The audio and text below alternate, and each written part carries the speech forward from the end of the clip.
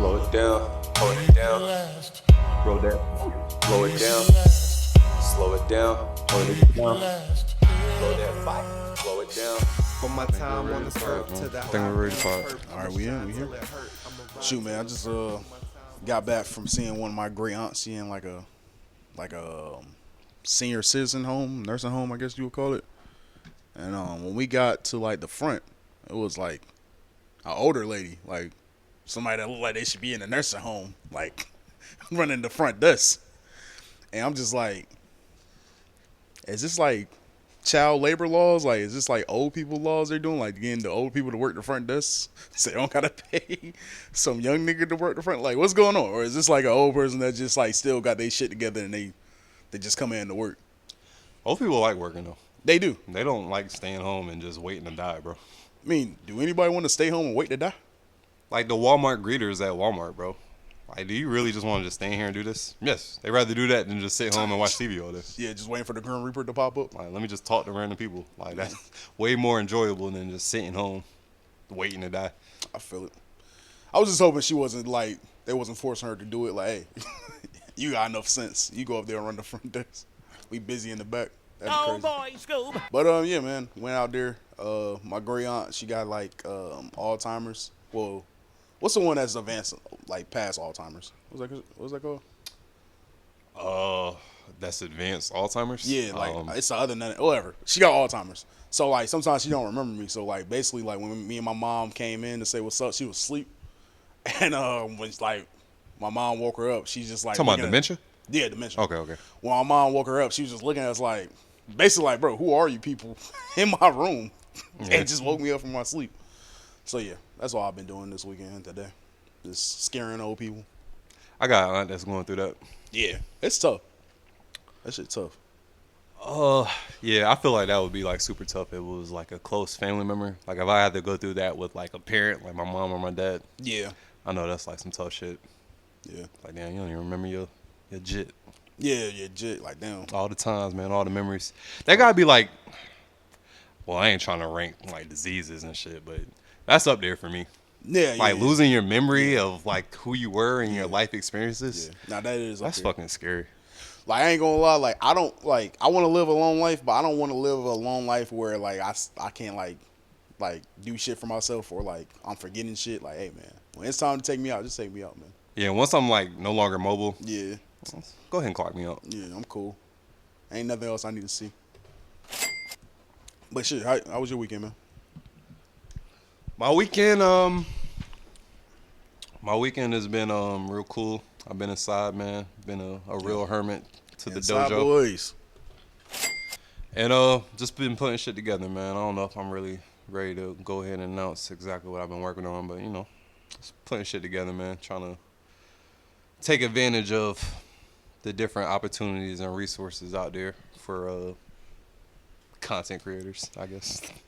That's what's up. Will we be seeing Slick on TikTok doing the TikTok dances? Y'all won't be seeing me doing dances, but I do need to create a account because that's definitely I'm definitely going to use that in the near future for sure. Yeah, I'm about to say it's a little market for you out there, man. Making the soulful beats and just looking in the camera while you do cook up the beat, just head nod going crazy. I gotta take advantage of it. Yeah, and that's one thing I've been noticing. It's just like, bro, like the shit be like right there, and like what's really stopping you from like doing it? Yeah, had to really just look at myself in the mirror, like, bro, what are you doing? Like, why aren't you taking advantage of that shit? I mean, shit, it's still work. It's still got to put in the work and stuff. But I feel you. Not like do it. Yeah, just got. It's not like but like the shit I'm talking about is like, bro, these are steps that you can go ahead and handle now. Like you haven't even reached like the big hurdles yet. Like you bullshitting with the little stepping stones. Yeah. Get on it, man. Stop bullshitting. And that be my conversation with like a lot of people when they be like telling me their hopes and dreams, and I just be like, hey man, just take a step, like, and like I bring up the podcast a lot. I'm like, hey man, like I just had to take a step forward. Like like a nigga was talking about. I was like, hey, let me just go out there and take a step of faith and see how this work out. You know. But it's not like you can't just take a step and be satisfied as you no.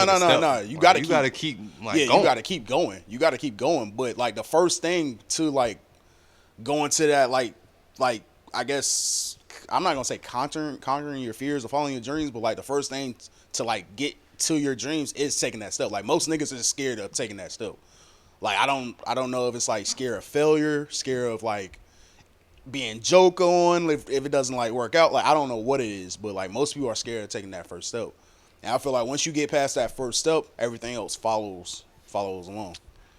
I don't know. I guess I see it a little different. I feel like that first step is the easiest step, nigga. And then after that is like understanding that you gotta be consistent and keep like going and pushing yourself further. Like the first step, just trying some shit. To me, in my head, that's the easiest part. You can easily try some shit, fail, and quit and say fuck that. Yeah, but a lot of actually people don't have committing to that and actually like, no, I'm about to be a student to this. I'm gonna study it. I'm gonna see what I'm doing wrong. This is where I want to get to. These are my steps, my strategy, and I'm gonna follow this shit every fucking day. Yeah, niggas don't have that. Yeah, that's a fact too. But niggas also just don't have that first step in them. Like, yes, you like with what you're saying is true. That's true as well. But like, niggas also don't even have like the confidence just to take that first step. Like, all right, let me at least create a YouTube channel. Like niggas was like, I know I got people just be like, hey man, I want to do this, and they like, I'm like, well shit, do this, and they haven't even created a YouTube channel or something like that, or went out and bought like a camera, or went out just to look up information about the craft. So you in a good place, but you're in a good place because you have the mindset of that. I'm just talking about in general. Some I'm not gonna say a lot, but like some people don't have that mindset of just even taking that first step. No, I agree with you, but Yeah. I mean, if that first step that's scary to you, then it's, I don't know. Then yeah, like I'm not gonna lie, if you're trying to get into like anything, but if you're trying to get into anything where it's cutthroat as this and music and all that, yeah, you're not gonna make it if you're scared to take that first step. That's just real. But with anything, if you want to be the top worker at your job, if you scared to put yourself out there, it ain't gonna happen, big dog. What else about my weekend? You asked me about my weekend. Our bad for getting passionate in our one of y'all niggas do better with y'all lives, man. I do have a little personal story I want to tell you. All right, so this is crazy. All right, at work, I fucked around and cut my hand pretty good. Ooh, shit. Like at work, like maybe like 3 weeks ago. Okay. For anybody, y'all don't really know what I do for my job. Just know, like, I'm around glass. Yeah. So I fucked around and some glass fucked my hand up, right? How about, this happened about 3 weeks ago. How about like 2-3 days ago? I'm just chilling. I'm peeping my shit is healing, but it ain't healed all the way. Yeah. And I'm just like, bro, I know a piece of glass isn't still stuck in my hand because I felt like I examined my hand and everything was a go. And I just had to bandage it and wait for it to heal up. Yeah. But I'm still feeling like certain discomfort when I like touch it a certain way. So I'm just in my kitchen one day and I kind of see like a little glisten at the very tip of my hand, bro. Yeah. And I'm like, bro, I think that's fucking glass. So I go get a knife, nigga. Dig that shit out of my hand, my nigga. Grown man shit. Tell me why I pulled out a glass like this fucking long out of my fucking hand, bro. That's been sitting in there for like 2.5, 3 weeks, bro. Holy shit. You think you slick, but you're not. I was so relieved when I pulled it out. And I was just looking like, damn, my nigga, you was really just sitting in my hand for like 3 weeks. Well, thank God you found that shit out. You know, it didn't take longer than that. Sheesh, that would have been crazy. I'm surprised like some shit like that, like back in the day would have freaked me out. But working where I work and like being cut and seeing like glass so much and just being around it, I kind of like built a tolerance of like just glass and being like cut kind of, which is weird. Same. But I mean, yeah, that shit was fucking crazy, bro. I pulled that shit out and I was really just relieved because I was like, finally my hand can heal all the way up and I don't have to wonder if there's a fucking piece of glass in my hand. That shit crazy. Sheesh. Well, I'm glad you're alright, man. Glad you're alright. Could have turned to a superhero or some shit to start slinging glass like your hand. Glass man. Shit. Yeah, glass. Trash. Shoot, let me introduce this podcast, man. Welcome What's back your to weekend, nigga? Oh, my weekend, bro. I'm telling you, I ain't do shit this weekend, bro. Like I I said literally you just saw your aunt and that was it, nigga? Yeah, trying right. to. Well, I can't say what I was trying to do. Why not? But you know, trying to be a young man out here in these streets and shit. Something we gonna talk about later. I chilled with my dad Saturday afternoon. And watched the Olympics game and shit.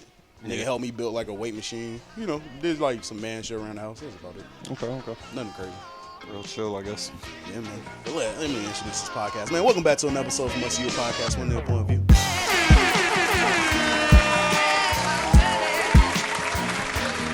I'm your host, Scoob.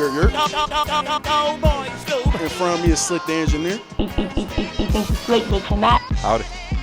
And we back, man. Speaking of people that was taking the first step and, trying to get they shit out there, man. Your sister dropped a book, right? Yeah, shout out to my sister, Aaliyah Hazel Lane. Shout out Hazel. Oh, where your book at? Oh, shit. She got Letters heart. from My Heart. Damn, that cover tough. Oh, shit. Oh, yeah? All right. How about you go buy one, man? Support. I will, man. I always support black business. Yeah, you can go order that on Amazon, nigga. I got you. Search it up. Letters from My Heart. Aaliyah Hazel Lane, nigga. How much was it? Like $10-15. Oh, yeah. I got So, it. book full of poetry, man. Shout out to my sister, yo. She, a lot like her big bro. Nice with the words, man. Put it in book form, so she out here hustling books. I like that, man. Yeah. I see she promoting her TikTok heavy. You can put all that on the stream. Hopefully post school will see all this. But yeah, man, shout out to your sister, man. She doing her thing out there. That's what's up though, man. A book out. Like shit like that, bro. Like I know people that they got these ideas in their head, they want to do this, and they just scared to do something like that. And I'm not saying that was simple. That took a lot of work, but it's just getting there, man. Yeah, man. I guess it start with the mindset for real, bro. You gotta Because have the there's mindset. resources is everywhere. Especially now, it's like there's mad resources to like kind of execute anything. Yeah, you can do. That's not like far fetched or crazy. Yeah, you like. So if you got content, like there's mad resources out there for you to put yourself in position to give it to the world and try to make some money and flip it and turn it into something. Yeah. So yeah, man. I don't know. If you too scared to take that first step, I don't know what to tell you, bro. Yeah, man. Hey, man.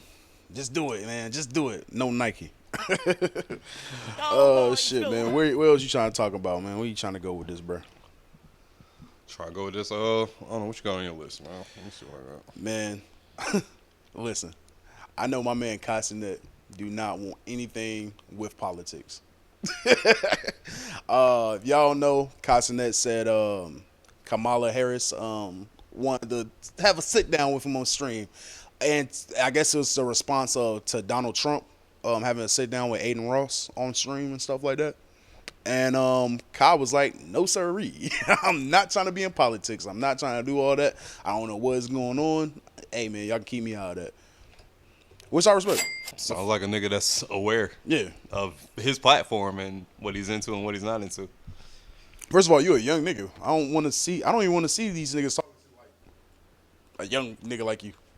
Hey, watch the bottom part. It sounds like you're going in and out a little bit. I don't know if it's that or this shit over here tweaking. All right. But yeah, I don't want to see a young nigga. I don't want to see Kamala talking to a young nigga like you, bro. You're not about to. Well, Miss Harris talking to a young nigga like you, man. You're not about to further the conversation.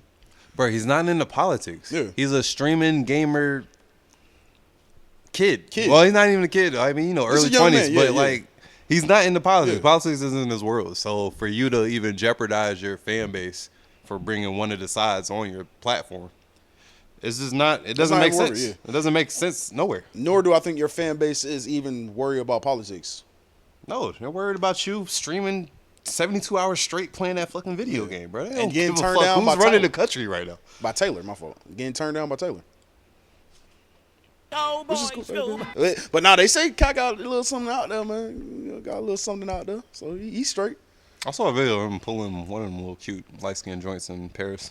Yeah, come on, my nigga Had a Kai. little smooth stroll walk after he got the number. Yeah. I was like, man, that's me right there in the club right there. Nigga. Once I get that number, when I walk back to the homies, nigga, that little slow. Steady, are you ready? Oh, you What's going on? have the whole fucking belly scene going on. Yeah. That's the crazy. neon, nigga. Steady. Nah, that's lit. But that was a smart move. Even for real, I didn't understand why Aiden Ross sat down with Donald Trump. I don't Because Donald Trump is he's going to bring the views that you already have, but, he might bring some more views. He's going to bring an extra audience that wants to hear some new Donald Trump content in this election race. No, which is cool. I just don't understand, like, why would streamers like Aiden Ross want to just be in politics? I feel like I don't know too much about Aiden Ross. Me either.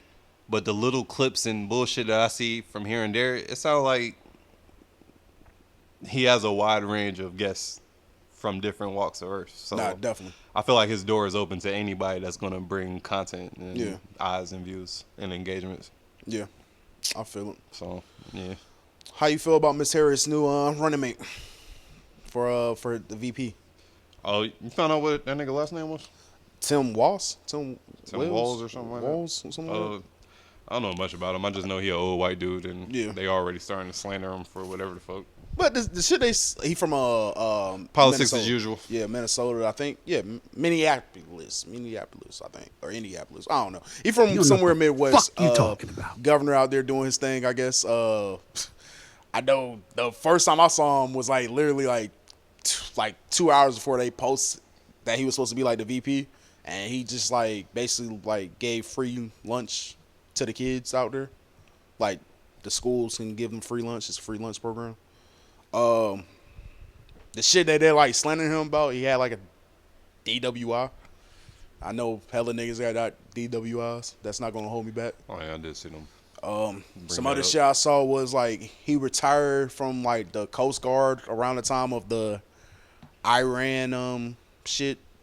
Niggas trying to say he was a coward, but you know, it was some debunking of that. I wasn't going out there.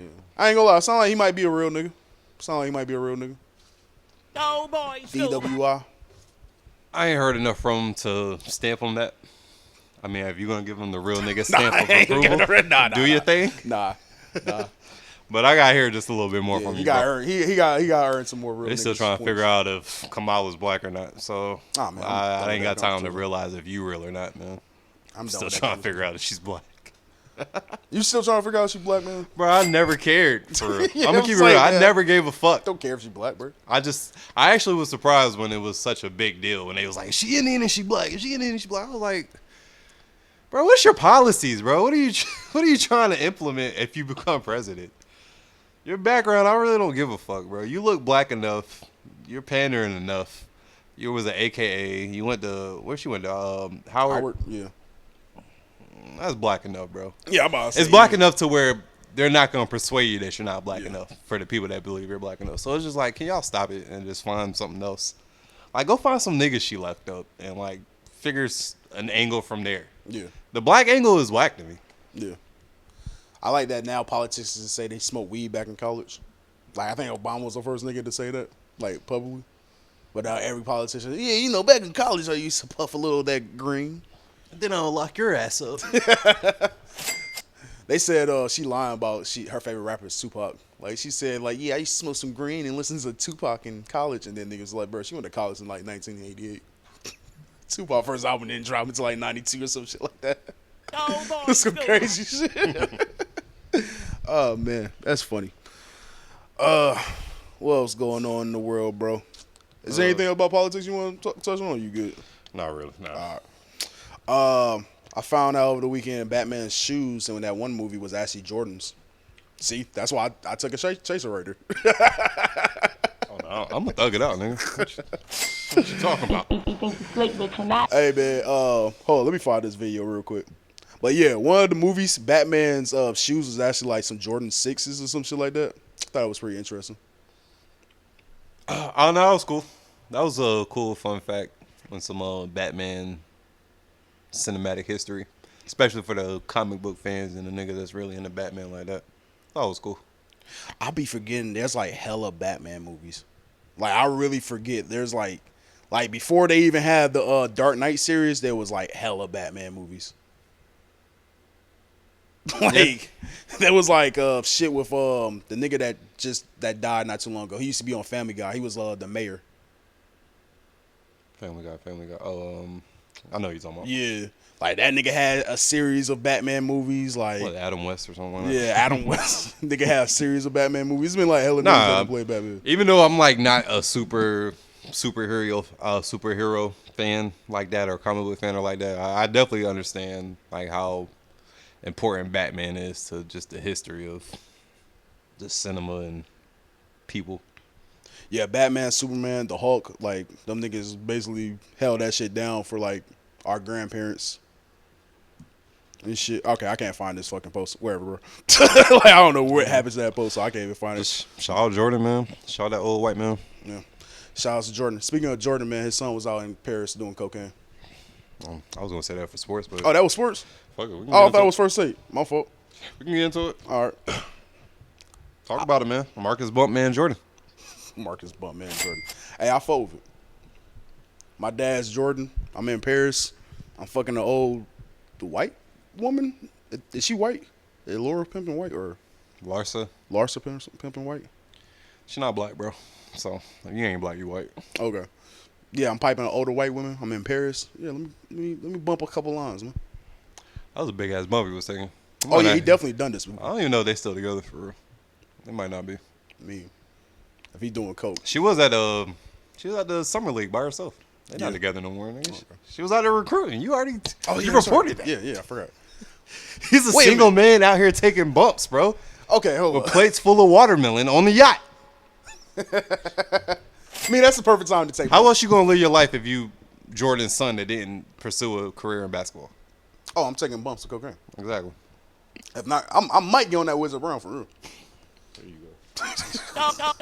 Like when it's all said and done, my eyes are going. You know, like my father. Dust is crazy, right? I just like the name. Ever since she told me the Wizard Brown shit, I was just like, man, that shit dope. You know, Dust is like wild.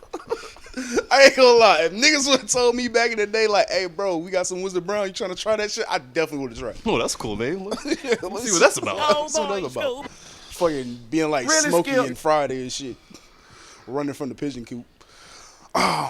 Seeing that big ass bump that he took, do you think he could match his pop's PPG, points per game, with his bumps per hour? Oh, yeah. He going crazy. He going crazy. I'm just saying, man. It's different sports out there, bro. Yeah. That might be an Olympic sport. Talent lies everywhere. Yeah. That's, hey, his talent storing cocaine is probably why he ain't make it to the NBA. Had another love for another sport. Think Pops text him, attaboy. Yo, I don't know, man. That got to be a crazy conversation to have with your kid after you find out they're doing like cocaine. Like, It's a rich man's drug, though. We're rich, but it's generationally. So it's like, I feel like that's low key kind of like catching your kid smoking weed. za. Yeah.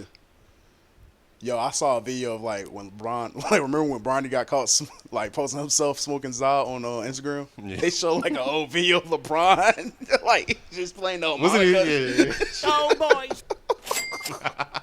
I do remember that. I feel like that's probably how Jordan was when he saw that. Like, come on, bro, don't get caught doing the coke. Nor do I like the paparazzi taking pictures of me mid bump. I don't like that. He probably just smacked him in the back of the head like Malik Monk. Yeah, that's crazy. That's crazy. Where we at? Shout out to coke, man.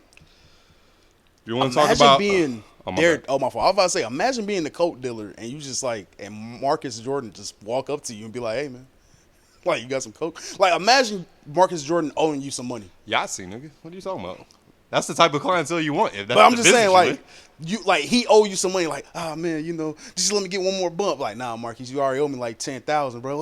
What do you want, man? It's like, what's your dad got over there, man? like shit. Some jerseys, nigga. it's hard to even imagine him being $10,000 in debt. Yeah, that was just a 'Cause wild it's number. like, bro, you're Jordan's son. Yeah, you'll get that though. And you have a position with the Jordan brands. You have money to Yeah, see, I'm not letting my coke son support any habit you have. I'm not letting my coke son run my company. After I would have found that information, like, hey, yeah, you stepping down, big dog. Sales are up. Sales up on because of You my. think you slick, but I'm you're still not. alive, nigga. That's why. But shit, what you about to say though? I ain't really got no cool segue, but you want to talk about grown men being bullied in the streets of LA? Yeah. All right, let's talk about Brian Pumper, man. Man, shout out to Brian Pumper. Brian Pumper, well, no, don't shout out to Brian Pumper, because I don't know what he got locked up for. There's a lot of rumors about what he got locked up for. Like recently locked up? Yeah, he just got out of jail like not too long ago. He's been locked up he's been locked up for a good like 3 or 5 years right now. This was before the egging and shit, right? Yeah. Okay. Well, I don't know about that. He did fall off the map, so he might have been locked up Yeah, or he doing been some locked wild up for a little shit. minute. I can't remember. Last thing I remember about Brian Pumper, he was out here in the streets doing like some weird Brian Pumper dance, and he was trying to rap and had fake jewelry on. Egging bitches as well. I really don't. Yeah, and it was I think that's what led to this bullying right here from these LA young niggas, because they peeped that he has egging bitches content, which I believe that content is all the way set up. Yeah. Like the bitches know they getting egged. Yeah. And doesn't it like turn into a porno at the end or some shit? Okay, so it's all the way staged, right? Yeah. I think it's fucked up that these young niggas just took full advantage of like, oh, you egg bitches. Let me egg you, bitch. Yeah.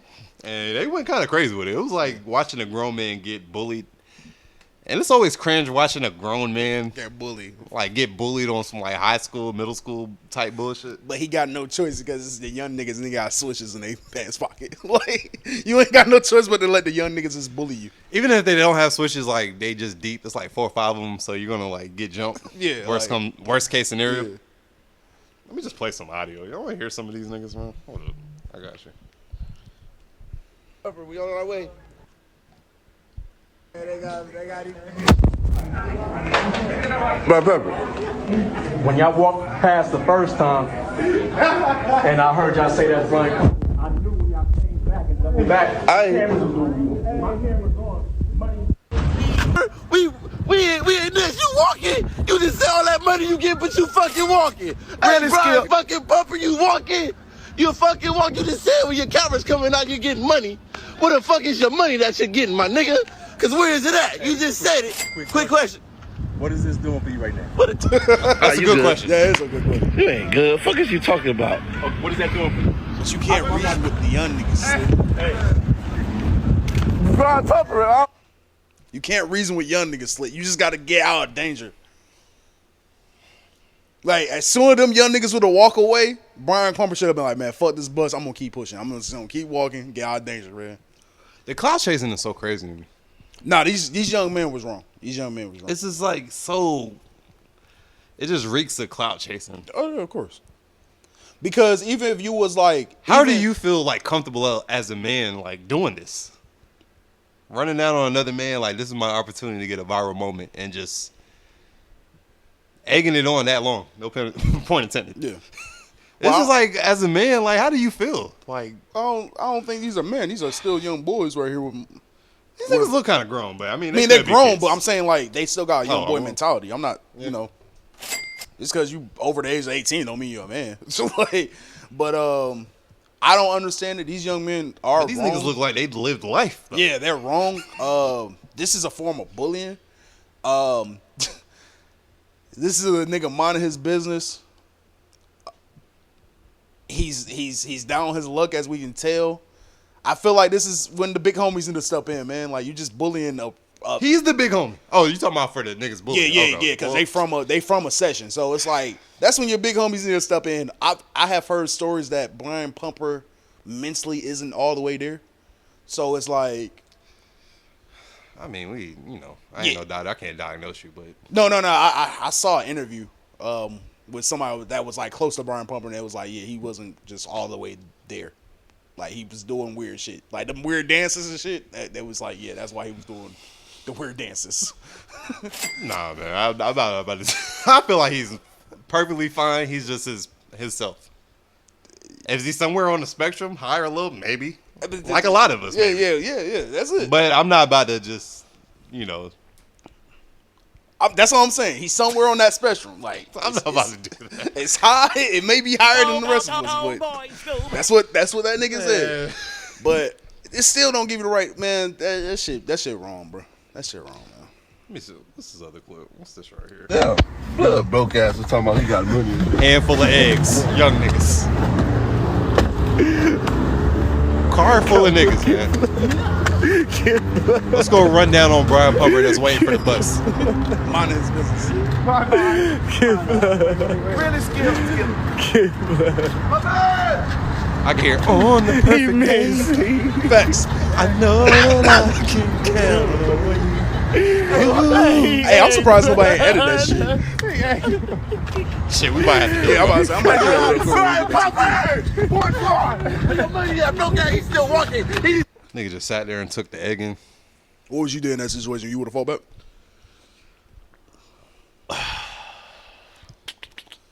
Good question, man. Good question. What would I have done? I'm not gonna just sit there unless you just egg me. So if I feel like if I decide to put my NFL cleats and get the juking to dodge the eggs, niggas can't call that a form of running. Oh yeah. Cause I'm not trying to get eggs, so you can't call that a form of egging. I mean, a form of running. If I'm ready to dodge the eggs. Yeah. And I'm outnumbered. I got a briefcase. I don't know. It's probably some valuable shit in here. I'm gonna just start moving. Yeah. I'm gonna just start moving, start pacing. Like as soon as I see them walking up, I'm not standing in one spot no more. I'm already hitting that corner. already out, As soon as I hit that corner and I'm out the way of the camera, and see, you know that might, I'm avoiding this shit. that might lead to my theory that he might be on the special. Because I just had an issue with you prior. Once I saw you with a bunch of young niggas with eggs, I'm like, okay, let me go ahead and start walking fast paced somewhere. But yeah, that's fucked up, man. I probably would have ran. Yeah. I ain't gonna lie. Damn, hold on. I see no coward in when you see it's a bunch of niggas and it's just you and they look like they on evil intent. Like, bro, there's nothing wrong with you just getting up out of there. If I see niggas hop out the car and just walking my way with a handful of eggs, I'm already moving the other direction. Yeah, like I'm not about to see what y'all talking about. Y'all gonna have to show me that y'all can run and y'all have speed. Yeah, just like Wallow. It's just to close the distance and like get to me, because we're not about to do this. I see cameras out, eggs out. We're not about to do this. I'm not about to make it easy for y'all. Just stand here and be the bigger man. Yeah. Fuck facts. I'm not. Yeah. Fuck y'all. Just and like that's Wallow. Another reason why niggas need a switchblade on them, because one of y'all would have got poked. Nah, that's a fact. It would have been egg yolk and blood. Yeah.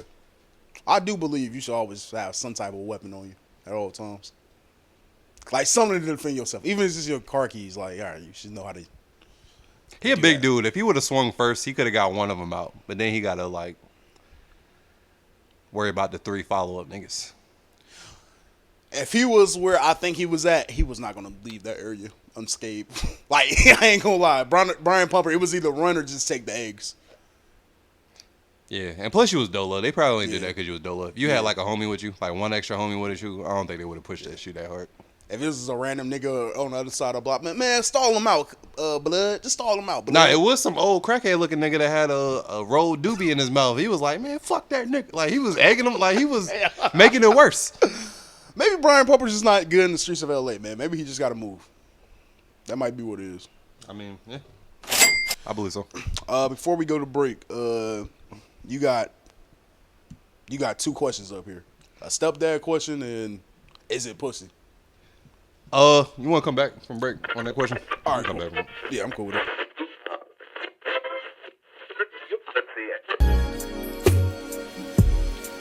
And we back. You are now tuned in to the Slick Hotel, aka the After Storm, where we live from the dojo, listening to some classic R&B, answering calls, and taking y'all requests. Now, shit, ain't much going on tonight, so how about we go to the callers, man, see what they talking about. Caller number 5, holla at me.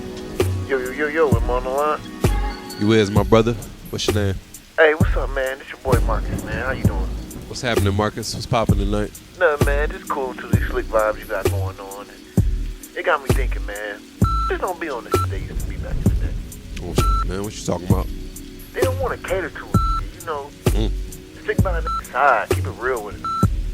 All day now, they want to be a dodge bots and NFT drop. Oh, it's shit. upside down, man. I don't understand it. Sound like you preaching tonight, my brother. Get it off your chest. Nah, I ain't trying to preach. I'm just letting you know, man. You know, these niggas ain't shit now. Man, they going so crazy, man. They done sent an assassin to kill Kevin Samuels. Really, my nigga? Yes. Don't you sleep, my nigga. Hey, bro, I have a lot of females that listen to my radio station, so I'm gonna let you have a good night. Man. Shit, man, I'm gonna help the brother out, man. Let's play Escape. Just kicking it.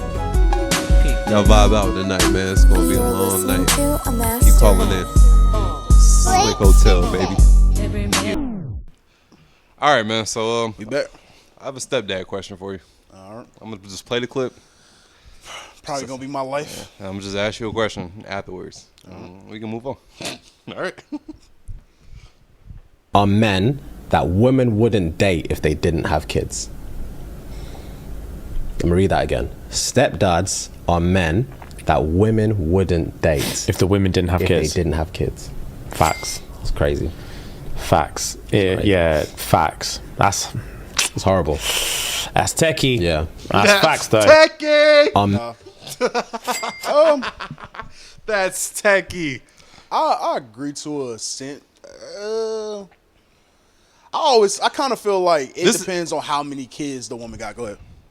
My bad. Before you got all the way in your bag, this is like one of the questions I wanted to save until we had like a couple other niggas just to get everybody shit. But fuck it, man. Yeah. Get your shit off, man. How you feel about that? I feel like it always depends on how many kids the woman have, and I kind of agree. Like at some point, a woman is gonna have to probably get into some form of survival mode and realize, oh, I have a child here. I'm not saying it's all women, but it's probably some women out there that's like, hey, I have a child and I need to figure out what the fuck I got to do. And you might fall in that category if you a nice nigga, I guess. I don't know, bro. But I do feel like that could be true, and it just depends on the woman. Now, if a bitch out here got like 5 kids, I'm gonna keep it a bean with you. She got 5 kids. Yeah, she looking for somebody to take care of them kids with her, bro. Like I don't know if that's gonna be like true love. Like, like you might not really be her type. You might just be a nigga that she knows gonna be able to step up to the plate. The man that step up to the stepfather duties. So what number of kids does a shorty have before she just starts going after the man that she would have never went for? I'm gonna say after 3. 3? Yeah, I'm gonna say after 3. Especially if you got 2 different baby daddies or some shit like that. The market gets slim, bro. Said 3. The market gets slim. I know I ain't trying to settle down with a woman that got multiple baby daddies. I'm cool with one, but nigga, you got multiple? Like, hold up, shorty, chill. What about you though? How you feel about the question? I feel like it applies once it gets to maybe 2. If you have 2 kids and you out here, getting older, and you longing for that family, for that father figure, for your kids, just that companionship. Yeah.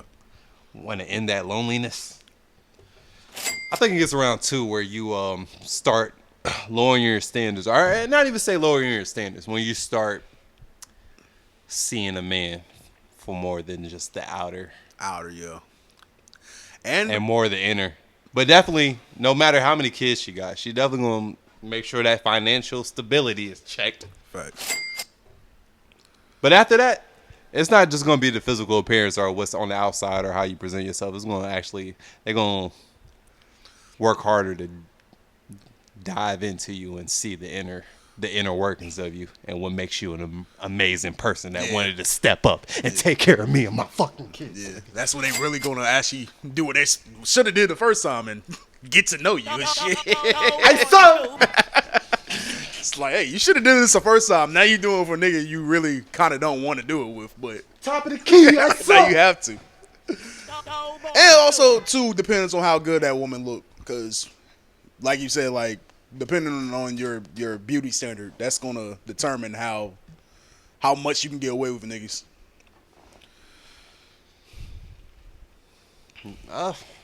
Niggas are simps on all levels. So I feel you, but niggas are still simp for something that's less than the beauty standard. So yeah, I don't know, man. That bitch might got tricks, bro. She sucking your dick right. You'd probably take them 3 kids in. No, that's a fact. That's a fact. I'm not saying I can't get tricked, my nigga. I'm talking about shit right now, but shit, ain't no telling, nigga. She might be able to cook, suck my dick right.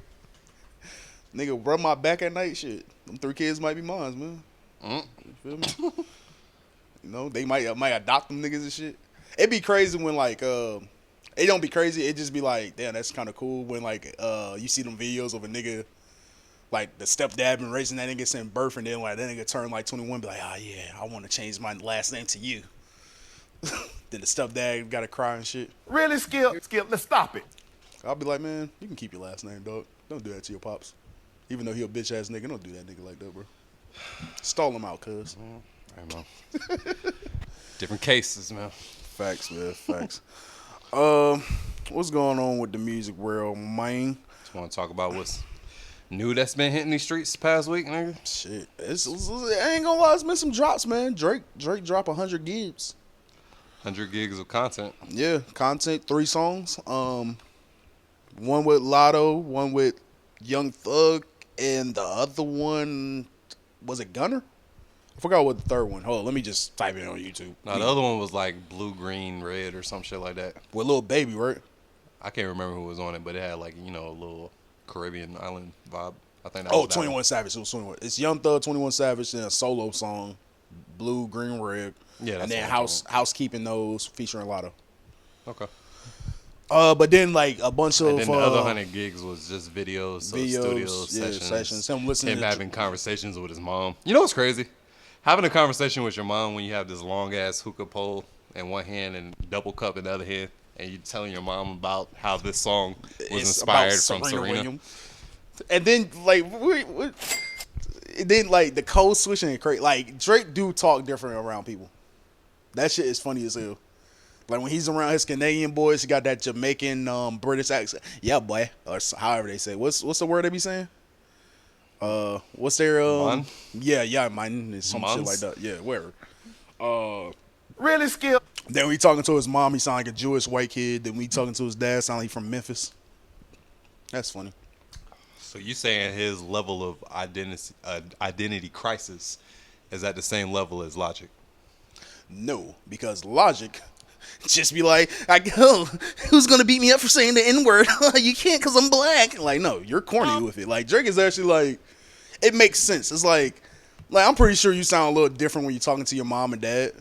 You know, you sound different when you're talking to your homies. Like, you know, it makes sense. But like with Logic, it's just like he used his blackness just to like be the joke, and that's not cool. Biracial struggle. A struggle I do not know. The biggest thing about this 100 gigs thing that I cared about, I did check out some of the videos. It's cool footage. Yeah, Definitely cool cool to just drop old footage and shit. Cause I'm a hip hop nerd in that sense. Love seeing that shit. Gave us a few tracks. That's cool. I'm still on the side of nigga, just disappear for a little bit, come back and show niggas why we miss you. But the biggest thing I wanted to ask you about is when he dropped this. He has a Finsta or a fake account, the plot twist shit. The J. Cole meme. How you feel about that?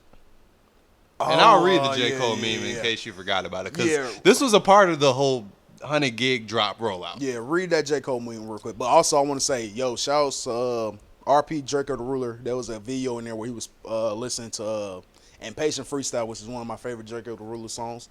RP to that man, bro, and shout out to Drake for, he did a feature with my mans too before he passed. So shout out to Drake of the Ruler, man. RP, long live the ruler. But go ahead. The tweet said, "Remember when J. Cole got his phone stolen out of his pocket by a fan and they called Jay-Z from it, but he wasn't answering, so they called from their own phone and he picked up?" That's funny. That's hilarious. Where do you I guess the biggest question I got is what do you think the relationship between J. Cole and Drake is right now?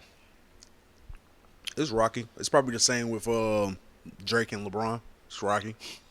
If that's one story is true where Drake came to Dreamville and they was prepared to do the big three and Drake was supposed to change some lyrics in the song, or Cole was supposed to change some lyrics in the song, if that is true, and then Cole pulled that bullshit on Drake, I'm on Drake's side with that, bro. Like, I'm kind of on Drake's side. Like, bro, don't have me come out here. We about to create a hip-hop moment, and you bitch out in the last second.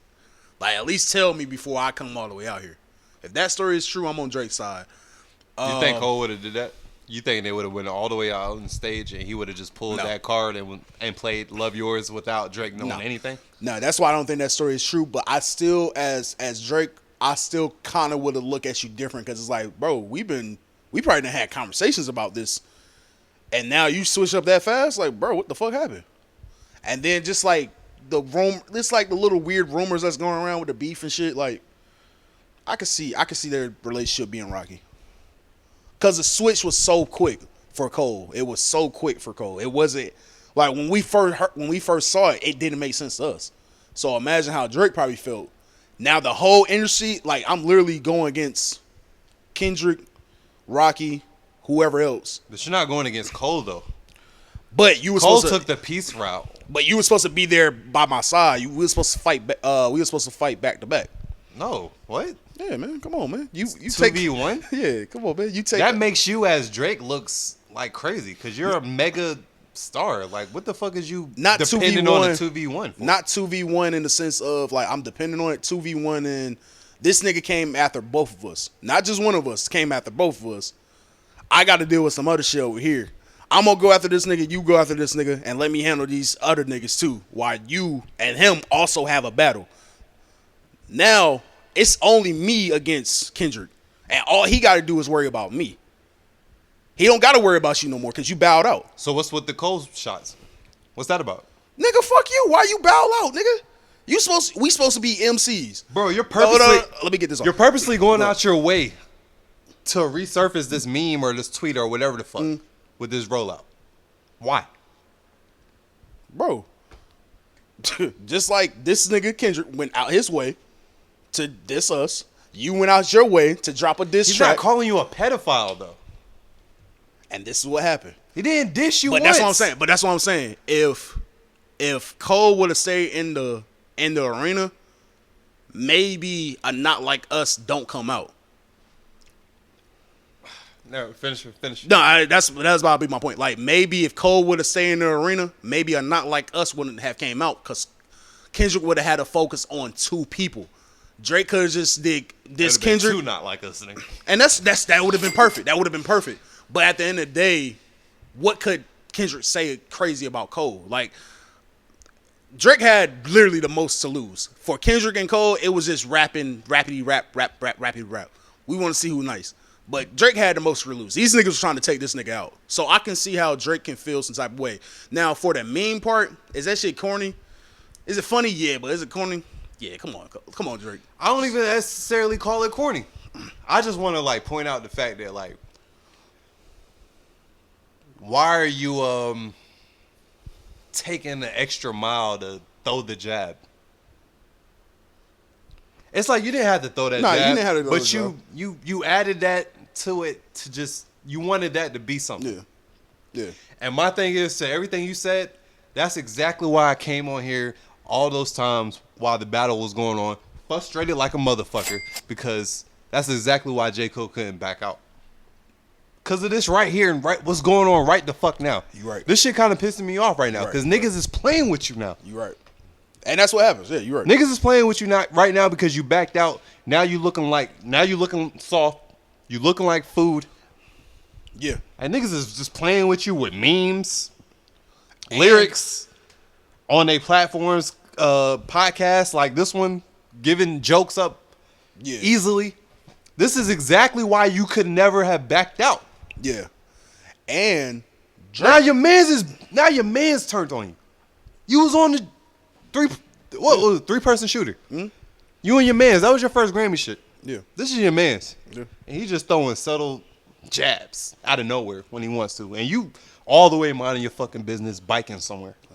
And imagine how... This is exactly why you can't do this shit, Scoop. This is why we was mad on this podcast. Because we just know how this hip-hop culture is. We know the game. You can't do that, bro. Because now you're throwing yourself up as the alley-oop for niggas to just come dunk disrespectful. Yeah. And if I'm Drake, I might feel some type of way about that. Like, nigga, you got your first Grammy off of me too. And this is what you gonna do? I can see Drake. I can see Drake point. And to further that too. Now Drake, even though you're saying Drake should disappear, me personally, I don't think Drake. I think it's either disappear or keep doing what you're doing right now. Keep dropping. Find something that's gonna stick. And once it stick, go full throttle. Cause that's what it look like he's doing. He's finding shit. He's trying to figure out, is niggas really fucking with him for real, not fucking with him for real, or is this the internet having a moment right now? And what it look like to me is this the internet having a moment. Cause it seemed like niggas still like, hey man, we don't, hey, Not Like Us is a hit, but we ain't gonna get too carried away. This nigga Drake got bangers. So I don't mind the strategy of keep dropping, keep feeding your fan base, and once you find that hit that eventually you're gonna find again, just go full throttle. If you're gonna go against Kendrick again, you better have a better game plan than what you had last time. Cause obviously this nigga is not bullshitting with you. This nigga did what he was supposed to do and went back into hibernation. I mean, it's Drake, so you just dropping like mad content to check the temperature and see if people still like you. That's some light skin shit if you ask me, but it's like I feel like you're such a megastar. Like, why are you doing that? You don't have to do that. But to give him a little bit of bail before this battle shit, he's been dropping mad shit. Yeah, he has. So it's he's still on course of what he's been doing before this battle even happened. It just looks more like, hey guys, remember me? Yeah. Remember the moments I gave y'all? Like, you know what I'm saying? I just feel like just remember the light skinned Canadian nigga you remember? love. Motherfuckers never love us. Hey. I'm saying. Yeah. So But I still don't think that's a good enough reason for you to just be throwing random jabs at J. Cole, who's done nothing but try to be the peacemaker. Hey man, sometimes Which I don't agree with it. Nigga, I want to see you battle. But with me saying all of that and this happening, whatever, what does J. Cole do from here? What does he do now? Because clearly Drake just told us, I'm not really fucking with Cole right now. He's a punching bag for jokes right now. That's how I see him. So what does Cole do from here? See, Cole, if I'm Cole, just follow course. And what's up? You can put yourself in the peace thing. There ain't much else you can do, bro. Follow course. Go ahead and drop the fall off. No, don't do that. No, I won't. Listen, I not won't, this bro. year. Not this year. Nah. Everything you had on hold, everything for this year, it's on hold right now. Pushed back, nigga. If Cole really wants to erase what he did at Dreamville, nigga, go out swinging, bro. Go out there and say fuck everything I was just talking about. I want blood, and not in the lyrical sense, but in a rapping form. But I'm gonna give Cole some bail. I don't think Cole wants to deal with what TDE and probably OVO artists are dealing with now, where now it might be a liability. One of y'all might get hurt because y'all just trying to go on the road and make some money, and you just attach my name, and niggas don't want to keep it at rapping. I can't ride with that school. I know. Trash. I'm sorry. I still gotta give Cole some bail, bro. I still gotta find a way to give him some bail. Nah, that ain't it. But another interesting fact, man. Like we said, Drake did this on some free shit, and then it got on streaming service. People are saying this is UMG saying, oh, you got too much dip on your chip, Playboy. Go ahead and give us our cut too, big dog. How you feel about that? Me personally, I think it was going on streaming service was no more. I think it was going to go on streaming service no matter what. I think he just wanted to, surprise his fan with some new music, and he was going to put it up there no matter what. Yeah, well, I was saying that's what happened. It's business, man. Yeah, it's just business one. I'm not mad at it. You want to take a quick break? Yeah, we can. Hey, you there? You like podcasts? You like when black men talk shit about black women? Well, come on down to From Us to You podcast, a podcast from a nigga point of view. We got 3 black dudes: School, Glove, Slick. We all there. We talking shit. We hanging out. We don't disrespect black women. Come on down now.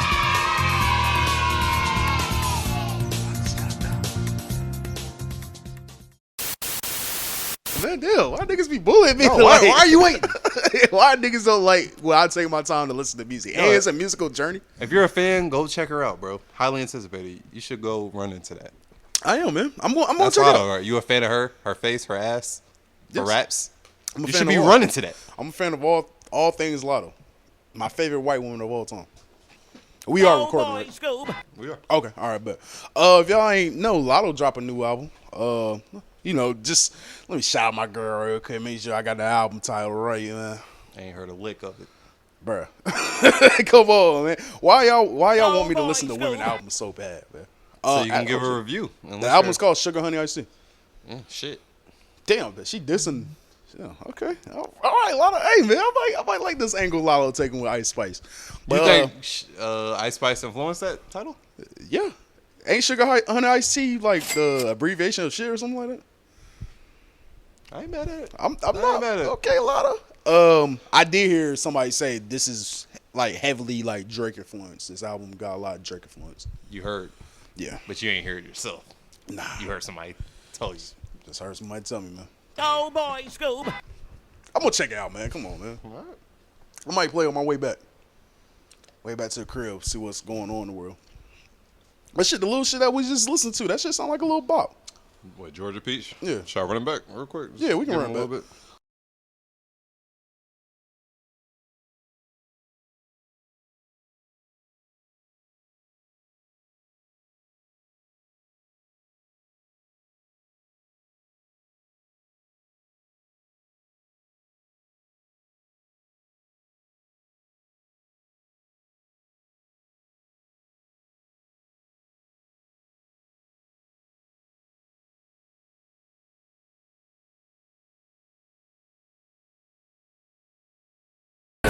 Like Angela Bassett. Damn, that was a nice bar.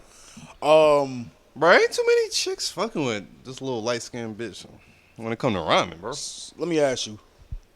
Lotto, Flo Milli, Glorilla. And I'm not talking about skill wise or nothing like that. Who you feel like is the future of that female rap shit? Like who you feel like is gonna hold it down on some like Nicki Minaj shit when we look up in 10 years? Flo Milli, I ain't gonna lie, I'm not too familiar with her. I heard like whatever joints is on the radio, but I don't like dive deep in her shit. No, it's But, crazy. I think you would love Flo Milli. I think you actually like Flo Milli. No, I've heard her before and Yeah. shit, but it's just, I never like really just dive into her bag to try to turn into a fan, I guess. I got you. But Lotto's been the most consistent out of everybody to me, so Lotto. I got Lotto, but I think Glorilla might be able to sneak in there. All right. Hey man, she done prove us wrong. That's the only reason Who's why been I'm the most like, consistent through their whole career? I mean, Lotto We been was out a writing little. Glorilla off. We was at a moment. Yeah, because she was bullshitting. Yeah. What's the name hasn't done it yet? Who? Lotto. Yeah. You right. Well, I do think at one point. Nah, I ain't gonna say it. I think Lotto is. I wonder how long she can go with the ghetto fabulous thing. Like the new, like I know, people online are comparing her to Nunu and shit. I wonder how long she can go with that type of branding, I guess. What you mean? I mean, Ratchet, Ratchet like, ghetto girl thing is in. It's in, but so she's leaning in it. But how are you gonna be able to like see? That's the thing. Like, how are you gonna be able versatile. to Yeah, but she can rap, so she can change it up. She can actually rap. Yeah, she's not dependent on the gimmicks and shit. Like she doesn't have to do that, but it's what's happening. Motherfuckers love the ratchet ghetto shit. She's from Atlanta. She's not appropriating for real. No, not at all. And if it ever switched to some other shit where niggas out of nowhere want to just hear bitches really rap and spit, she'll be fine. Might be right.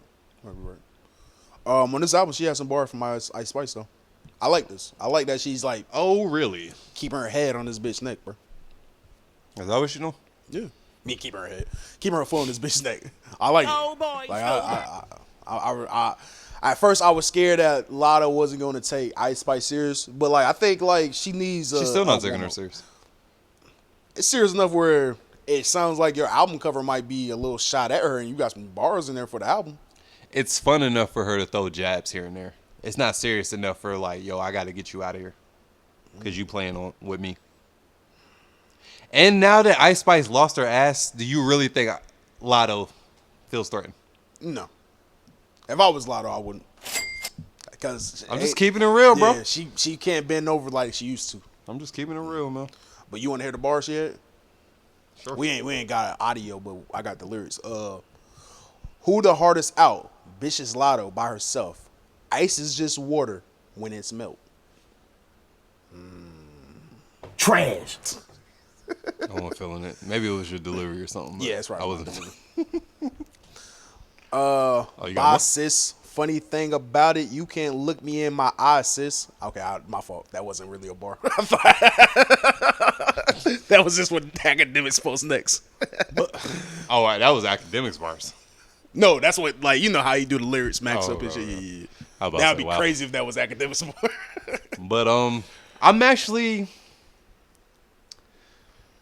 not mad at it anymore. Because before I was like, yo, Ice, if you want to get her out of here, get her out of here. But now I see this like as a cat and mouse thing. Like, you see when the cat just has the mouse by its tail and just letting them just play around, just fucking around with it. Like, bro, I could kill you any moment. Yeah.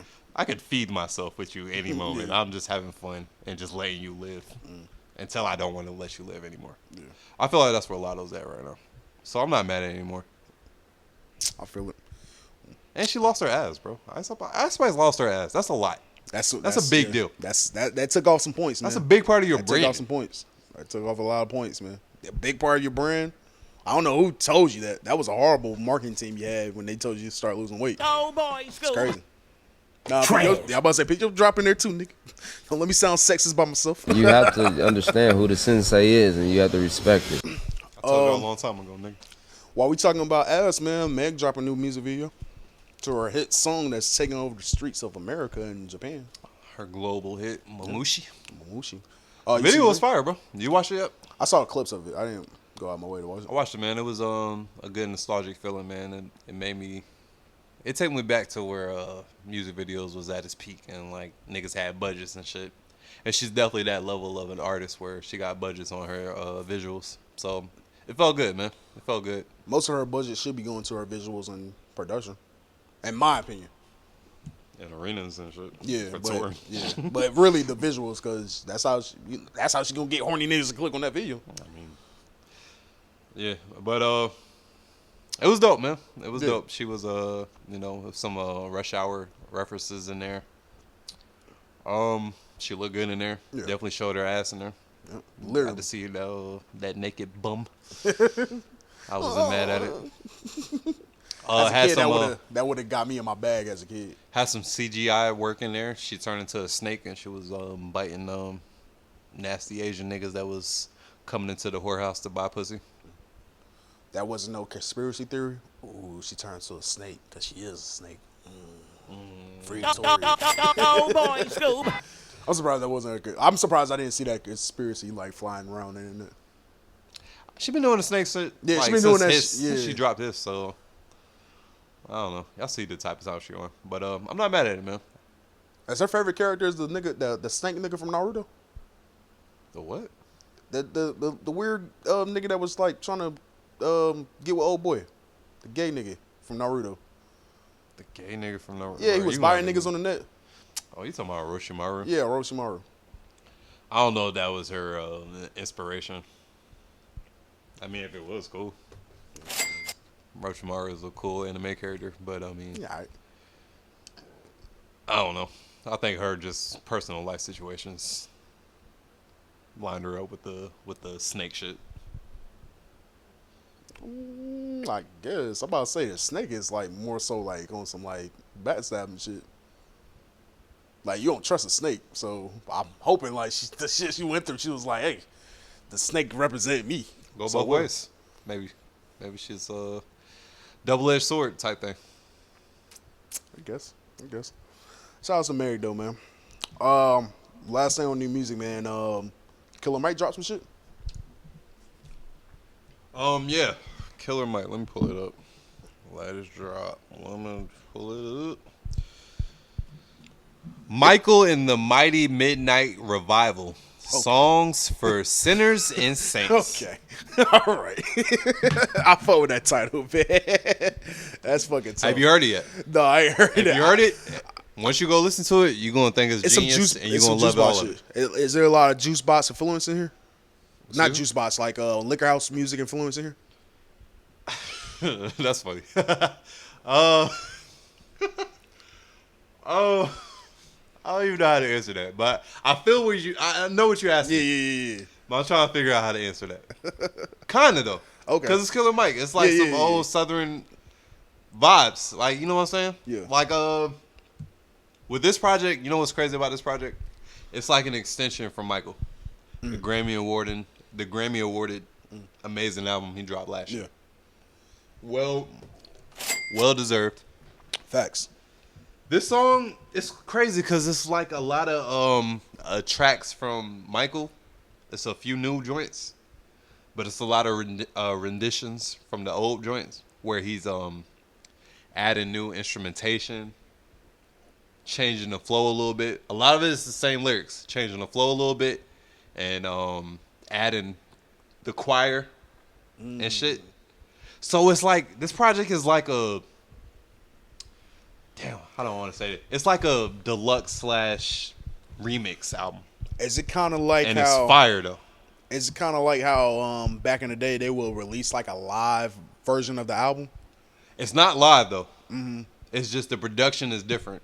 They added, different instrumentations, the choir and shit. Yeah. The flows is a little different. The cadences, the BPMs, it changes up, but it's still the same. Like you still get that same vibe from Michael, but it feels more.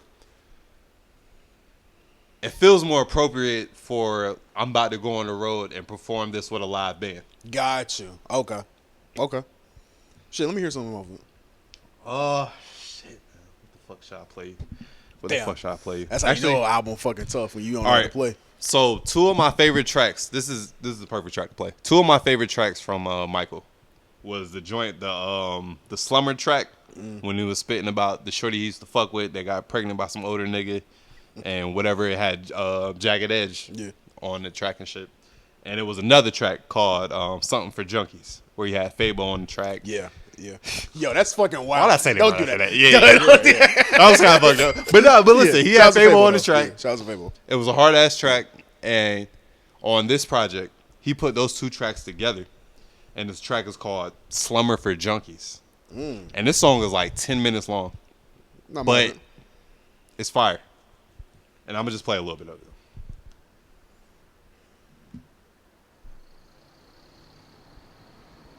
Nothing wrong with it. Is this the joint with the intro? When oh yeah, this thing you really really grew grew up. up.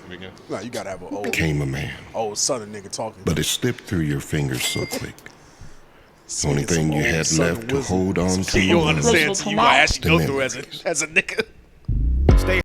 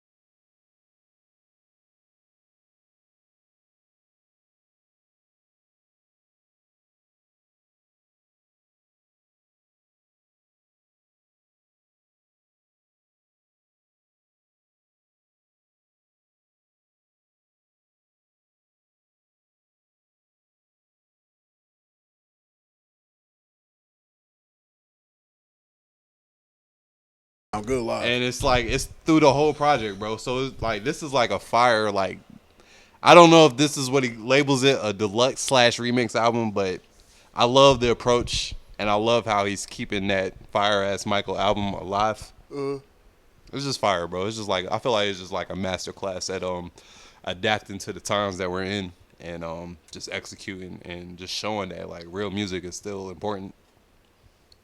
That's what's up, man. That sounds good, man. I'm gonna have to check that out. Might have to check out the Lotto shit first, but I'm gonna check it out. So I was Killer Mike. Shit, it's about his time to really ramp up, like really get in the streets and shit, because he come alive during election time. That's when he get in his bag. I ain't really see him talk too much about politics, bro. It was like he really been deep in his artist bag. So but he wear manny caps, man. That nigga. Killer Mike, man. Shout out to Killer Mike. Shout out to Killer Mike, man. While we rounding down, wait a minute. How much time we got left? I guess we got time for like one more drink. All right, cool. While we rounding down on music, man, Young Miami finally came out and broke her silence, man. She came back to her platform, Carisha Please, sat down with Saucy Santana.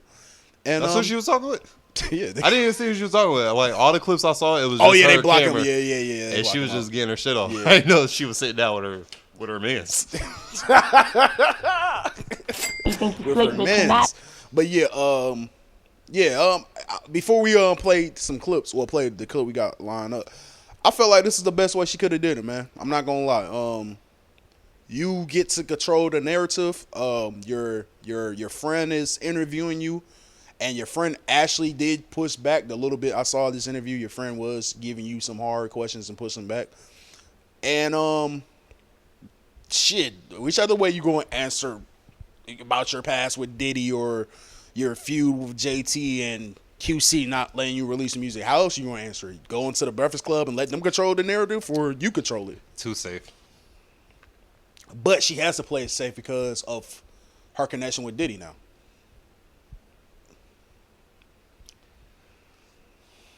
It's too safe to the point where it's not going to reach. I think that's what I'm trying to say. You playing it safe is not going to reach or have the impact you want it to have. But if you actually go to the Breakfast Club and just keep it real, or just a larger platform where it's going to reach around to where it's going to stick or live a little longer, where the other blogs pick it up or other pages and shit, I think that would have been a better move. You just doing this with your homegirl or homeboy, whatever you want to call it. Yeah. I don't think this changes anything. You just give us a few clips to fuck around with on the internet, but I don't think it changes anybody's judgment or thought towards you. Yeah. I don't think no matter what, one, there's been stuff in the past that she has said and done where the stuff you said about not knowing of Diddy past in certain situations, maybe he didn't abuse you, but you knew there was some form of, well, I'm not going to say that. You might have known there was some form of BS going on around that man that the public didn't know about. And I'm not going to hold you accountable for not leaving if you didn't think it was that serious, because at the end of the day, you are a young woman from Miami with a certain mentality, so a billionaire could have made you do anything. So I'm not going to hold you accountable for that. But really, Skip? I do agree. No matter where you go, you're always going to get asked these questions. But I think for a soft launch, the best thing for her to do was to go on her platform and handle it this way. And then, keep going from there. But the safe space that you chose to do this on, it just feels like it doesn't feel genuine enough. Yes, but the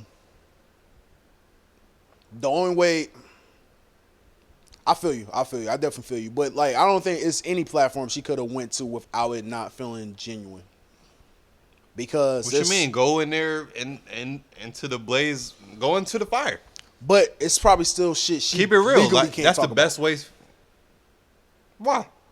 Legally, what? I mean, you're not about to, whether legally or non-legally, you're not about to go into crazy specifics. I don't think you that crazy of a bitch. I don't think you that crazy of a bitch to just go and just give it all the way out unless, certain circumstances. But she might sit down with Gayle Kane, bro. I'm like, bro, it just looks more genuine and looks more like if you just go sit with a third party that has nothing to do with you, doesn't matter if you fall or rise. You just sitting with Saucy Santana, that doesn't do nothing with nobody. Yeah. That's you sitting with your homegirl. Nah, I feel you. And she made money off it too. She can capitalize off of it, so I can't be mad at that part either. I just don't think it changes anything. No, it doesn't. You sitting there with them, you just giving us some sound clips and sound bites for podcasters and blogs and media to do they 1-2 for a week, maybe 2. But other than that, it doesn't change anything. It doesn't change nobody's perspective or nothing. Yeah. You're still that shorty that said you like to get pissed on. Yeah. Facts. And we ain't forget about them tweets you sent out with old girl when he was going through with his Asian baby mama or some shit like that. But the shit that we really here to talk about though is the clip that was going around where QC basically told her, hey man, you haven't grown as an artist, so we don't feel no need for you to be releasing music. And as an artist, I don't know how that would feel. How that would make me feel. Whoa. I'm not able to release music right now. It's because it's like when I try to turn my music in, it's just like we don't see no growth in your music, or you're not elevating it. Like the fans that y'all had 6 years ago, they grown now. I'm not. That's QC way of saying like, bro, without JT, you're not gonna hold this down. Bingo. And I think you can see that JT was always the music lover, and Young Miami was just the homegirl that was just the lit homegirl that had the it factor. Like, girl, come along, let's make this group real quick. Like, you feel me on some shit. Don't get me wrong though. I gotta give like, we be shitting on her a little bit. I gotta give Young Miami mad props because she held it down when JT was doing her bid. She was locked down. She was a one man band. Yeah. Went on them stages, performed solo, held it down, spit both verses. So I definitely give you credit for that. Yeah, held it down. Like, but I mean, Noriega and Capone shit. I mean, shit, man. The time came, man. That time passed. JT out. City Girls done ran y'all done ran y'all done ran y'all race. Yeah. JT, she's giving me solo artist vibes. And I saw that coming like a while ago when y'all was still going on interviews and platforms together, and y'all could feel the little tension between y'all. Feel that y'all not all the way on the same page and not really talking like that. Like I saw it way back then that like, oh yeah, the like City Girls, y'all definitely gonna like go y'all separate ways and figure it out. And motherfuckers was looking at you like you was good because you had Diddy. Diddy was supporting shit. Nigga got you podcaster of the year, nigga. Yeah. Where that podcast at now, nigga? Yeah. You feel me?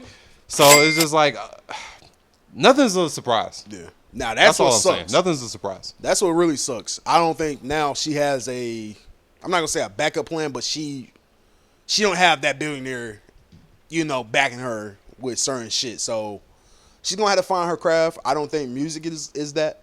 Unfortunately, I think, like you said, just ran its course. Maybe you keep just performing on the road, doing your hits, doing your hits solo and type shit. But yeah, you need to probably find another avenue. Maybe podcasts still might be the lane for you. Get these female rappers to go up there and talk freaky. Get the male rappers to go up there and talk freaky. Get them drunk or something. I don't know. Maybe stay in that bag. Yeah. All right, you ready for break? Yes, sir. Might have did like Bobo Girl, bro. Send it back. I don't need that 5 stack. I'm here for you, boo. Why did she post that? What y'all think about that? You gotta break up with her. I didn't understand the post. Why did she post that? Cause she's there for the long play. That's why. Why would anybody need to know that? Yeah, we didn't need to know that. That's why I was kind of confused. I'm like, why did we? Will Bobo catch those signs? That's the real question. No, you're right. She did. She never had to post nothing. Yeah, I don't. But will Bobo catch that red flag? Like, what's going on? Because all right, you send the money back, cool. But then why do you post this to show the world that you're not that type of person? Like, they didn't have to know that. Kind of makes it seem like you're a Bobo asking those questions. Yeah, they didn't have to know that. Now I gotta, cause 5,000 is nothing to Bobo. Hopefully he get a chance to actually show his. Yeah, it's possible. It's still they got money. Yeah. They got Ricky Deal ain't hitting no much, but yeah, I about so. Yeah, hopefully he get a chance to show his skill set, and he can actually make a bigger bag. But shit, I don't know. Free Bobo. Damn, where is that post? I must have deleted it.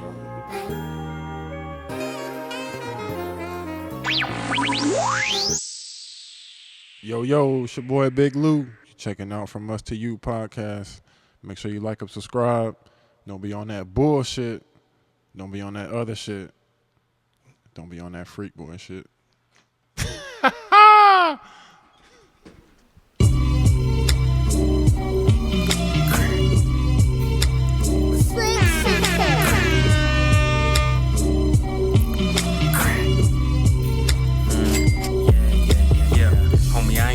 Try. Know you can tell if you looked in my eyes. Level 9,000 I surpass. Kind of my plan, it won't be no surprise. Tryna leave it alone for my moms, but I still make a flip for the guys. Well, you're only as good as your face card. You a clown cause you fit the disguise. Yeah, I'm trying to sell out the arena. GTA, I'm unlocking achievements. If I pull a job, ain't no robberies. But we hitting some shit like the lottery. Niggas know I'm as hard as I gotta be, cause I'm coming for all the amenities. There's make this adventure an odyssey. I've been waiting on all the extremities lately. When I think about tribe, I think about lately. Virgo my sign, it hurts me the same, but you and your E-late, they cannot save me, nah. Lately, I've been pushing this harder than I had since a baby. I'm really having them talks to my demons. Them niggas mad 'cause they couldn't escape me. If you a track, you ain't gotta chase me. I'm with two blunt niggas, gotta face me. I give you $20 if you can guess that sample right now. Path and people embrace me. I play it cool when niggas negate me. Roll up a J, go listen to AC. Yeah. Lately, I've been doing my dirt, but leaving no traces. I'm really him, but I need an M like one of the 00 secret agents. Yeah, nigga. Crack.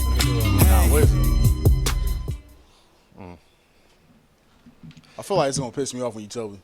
I'll tell you off here. I ain't gonna sample snitch. Alright, I got you. On myself, but I'll tell you on there.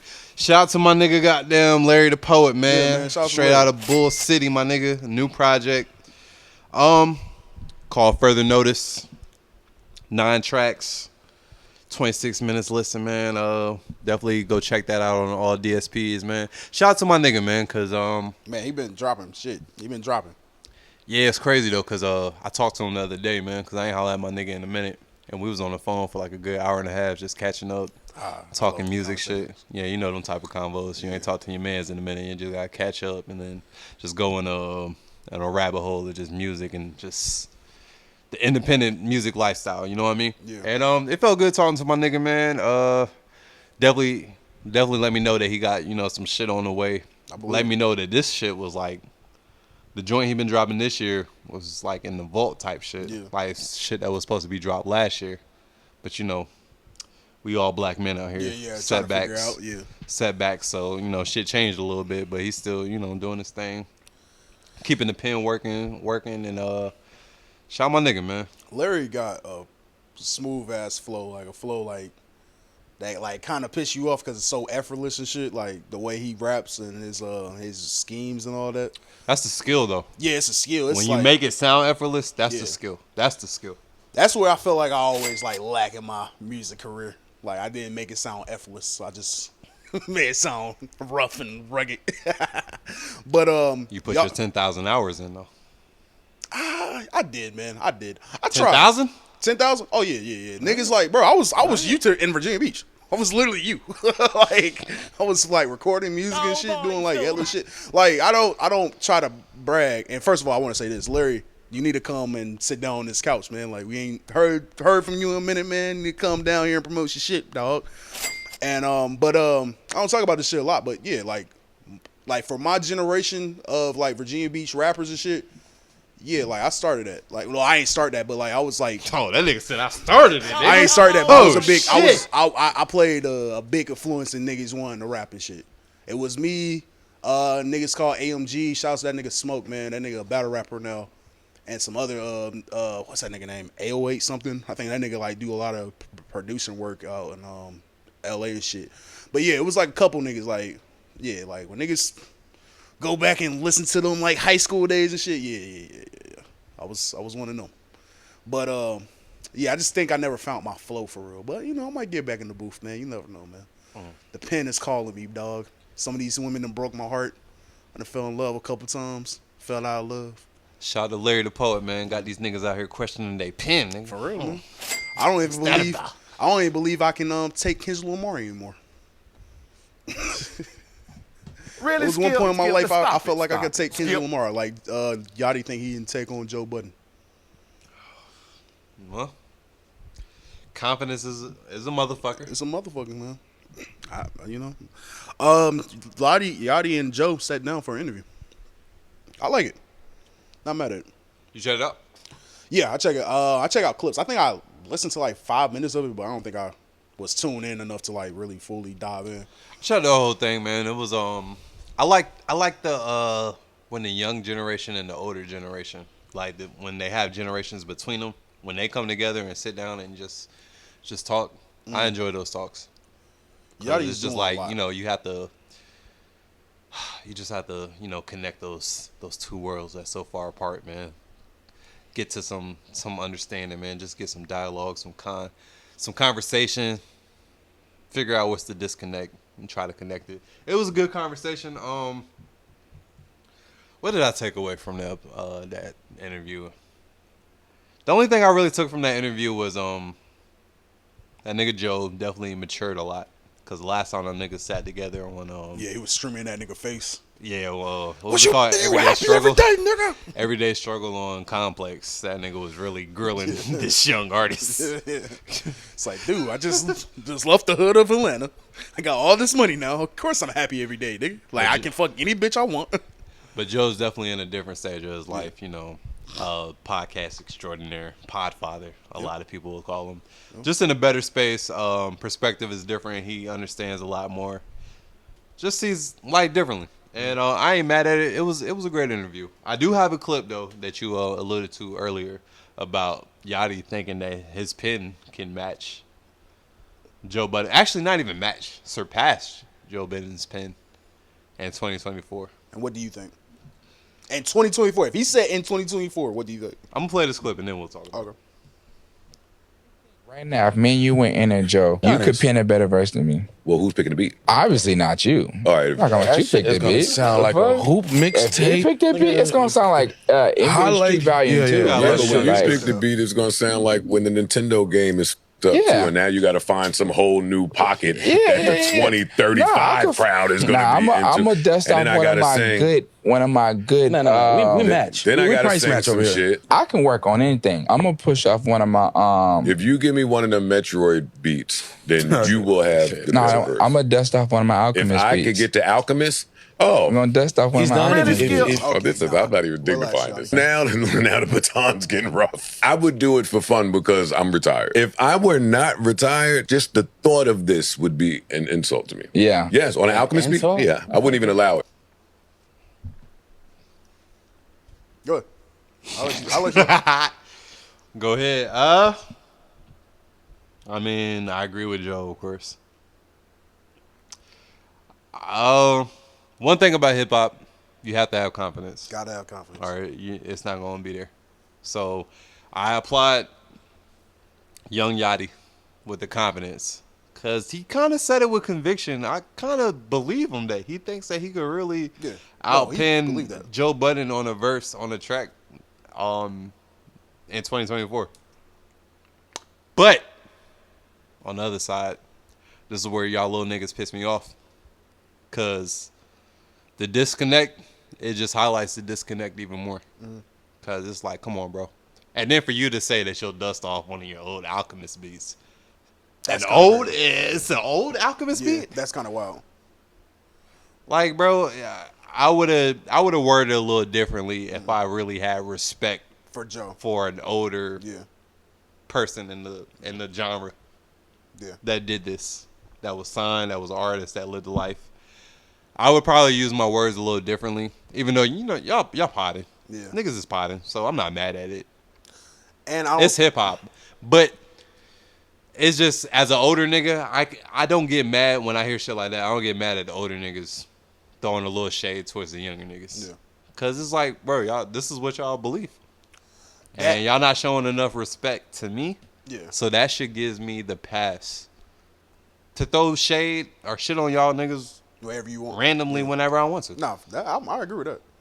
And the Alchemist, like, I dust off an old Alchemist beat. That was kind of crazy. No, like, we're talking like, do I think Yachty can outbar Joe or dust Joe pen off?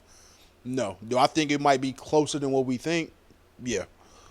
But if you're gonna go into Joe Budden's realm, no, nigga, you're gonna get washed. Like, you're gonna give him a fucking soul sample. Like, nigga, what are you doing? Like, hell's nah, nigga. If we're gonna battle, nigga, we're gonna battle in the rules of 2024. And with Yachty, Yachty can spit. Yachty can rap. Yachty can adapt to. Nah, for real. No, I'm dead ass. I didn't say anything. No. I didn't say anything, bro. I what's just the hit last your thing you drop, heard? bro. No, for real. What's the last thing you heard? Hit your drop, bro.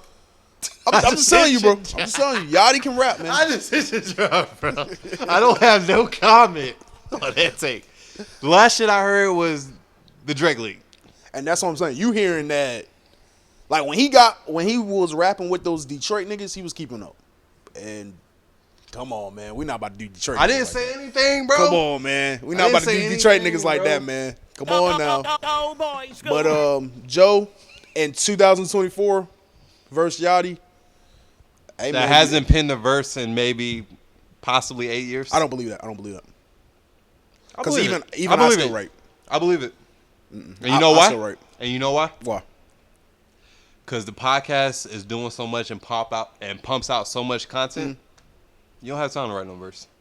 A verse. Every extra time that you have to give off some content is going towards the podcast, and that shows because y'all niggas drop twice a week, and plus y'all drop like 2-3 Patreons a week. Yeah. So y'all niggas is working. Yeah. Where the fuck do you have time to just pen a Pen a verse? verse, yeah. Now, if you just chilling and in your head you just formulating maybe 4 bars and might get to 6, maybe 8, but you're not writing that shit Okay, down. that's what I was about to say. You're That's what I not was about to putting no intent towards recording that. Yeah, that's what I was going to say. That's not happening, bro. That's what I was going to say. Because even me not rapping like I used to rap, I still get those bars that come in my head or hear a beat and be like, oh, let me dust off the iPad real quick. Or not the iPad, the iPhone real quick. Because us just recording 1 episode a week on the podcast, average 2-hour episode podcast.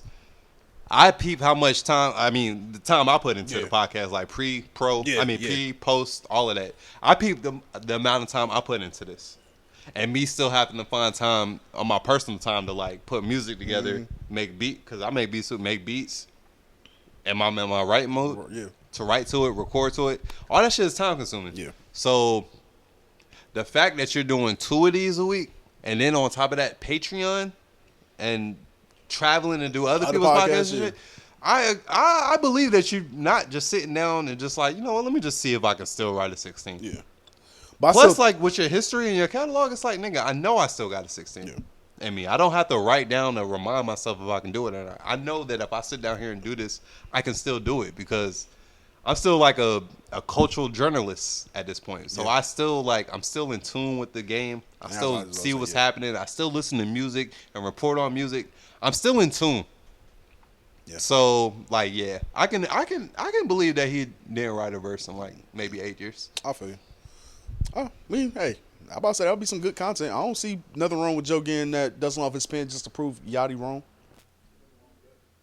I think a nigga that might show him trouble is fucking Kodak Black. Kodak Black would show some Joe Budden some trouble. Really, Skip? Niggas just don't be listening, man. Y'all see him talking to kids and telling the kids, hey man, don't do drugs because if you do, you'll like them.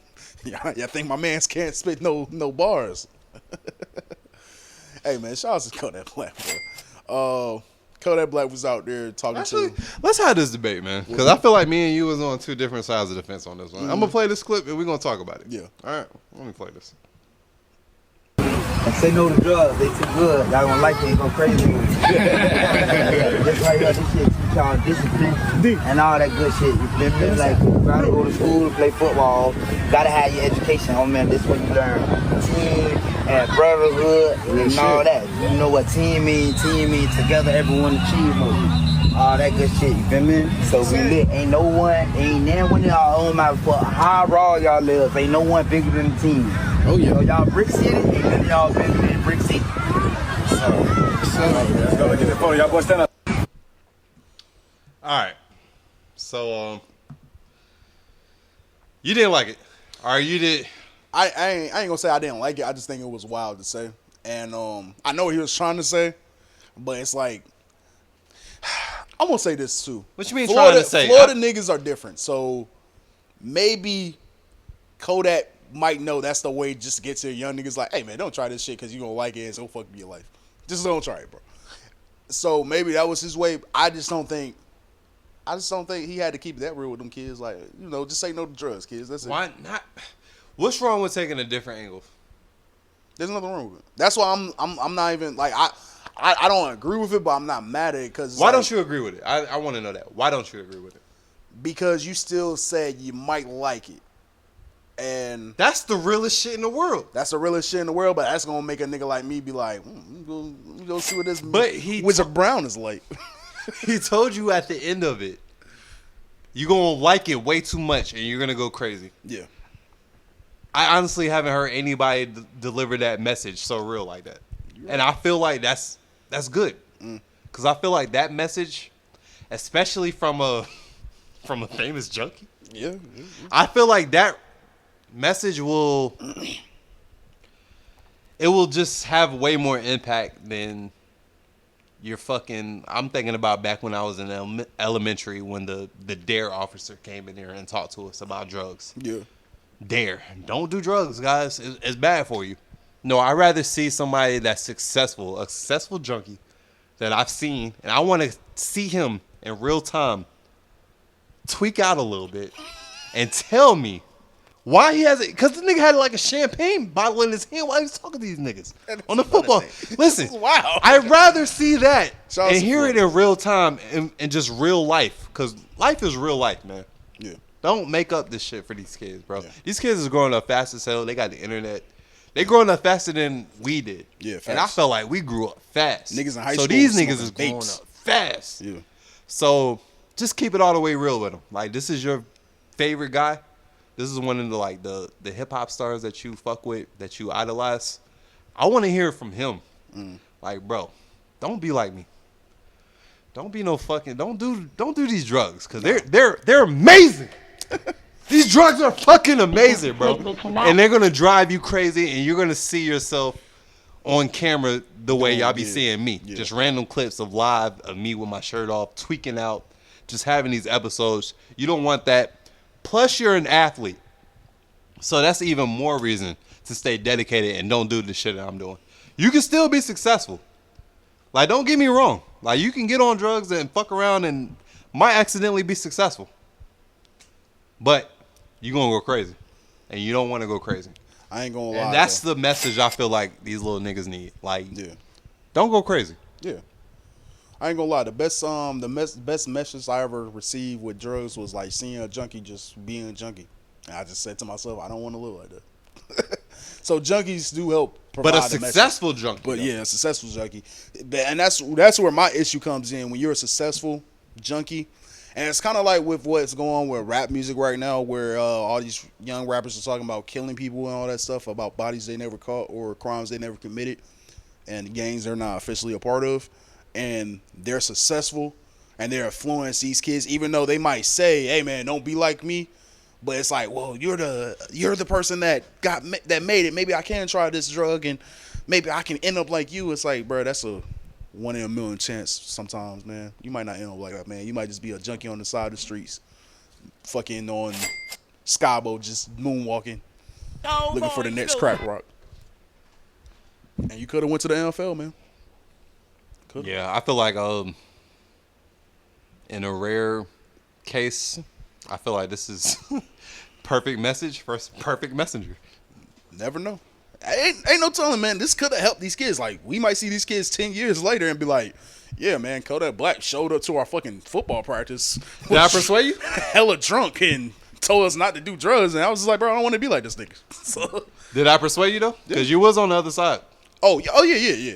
No, I know. I feel your opinion. I definitely feel like the best teachers of life is niggas that been through certain things and that can help teach.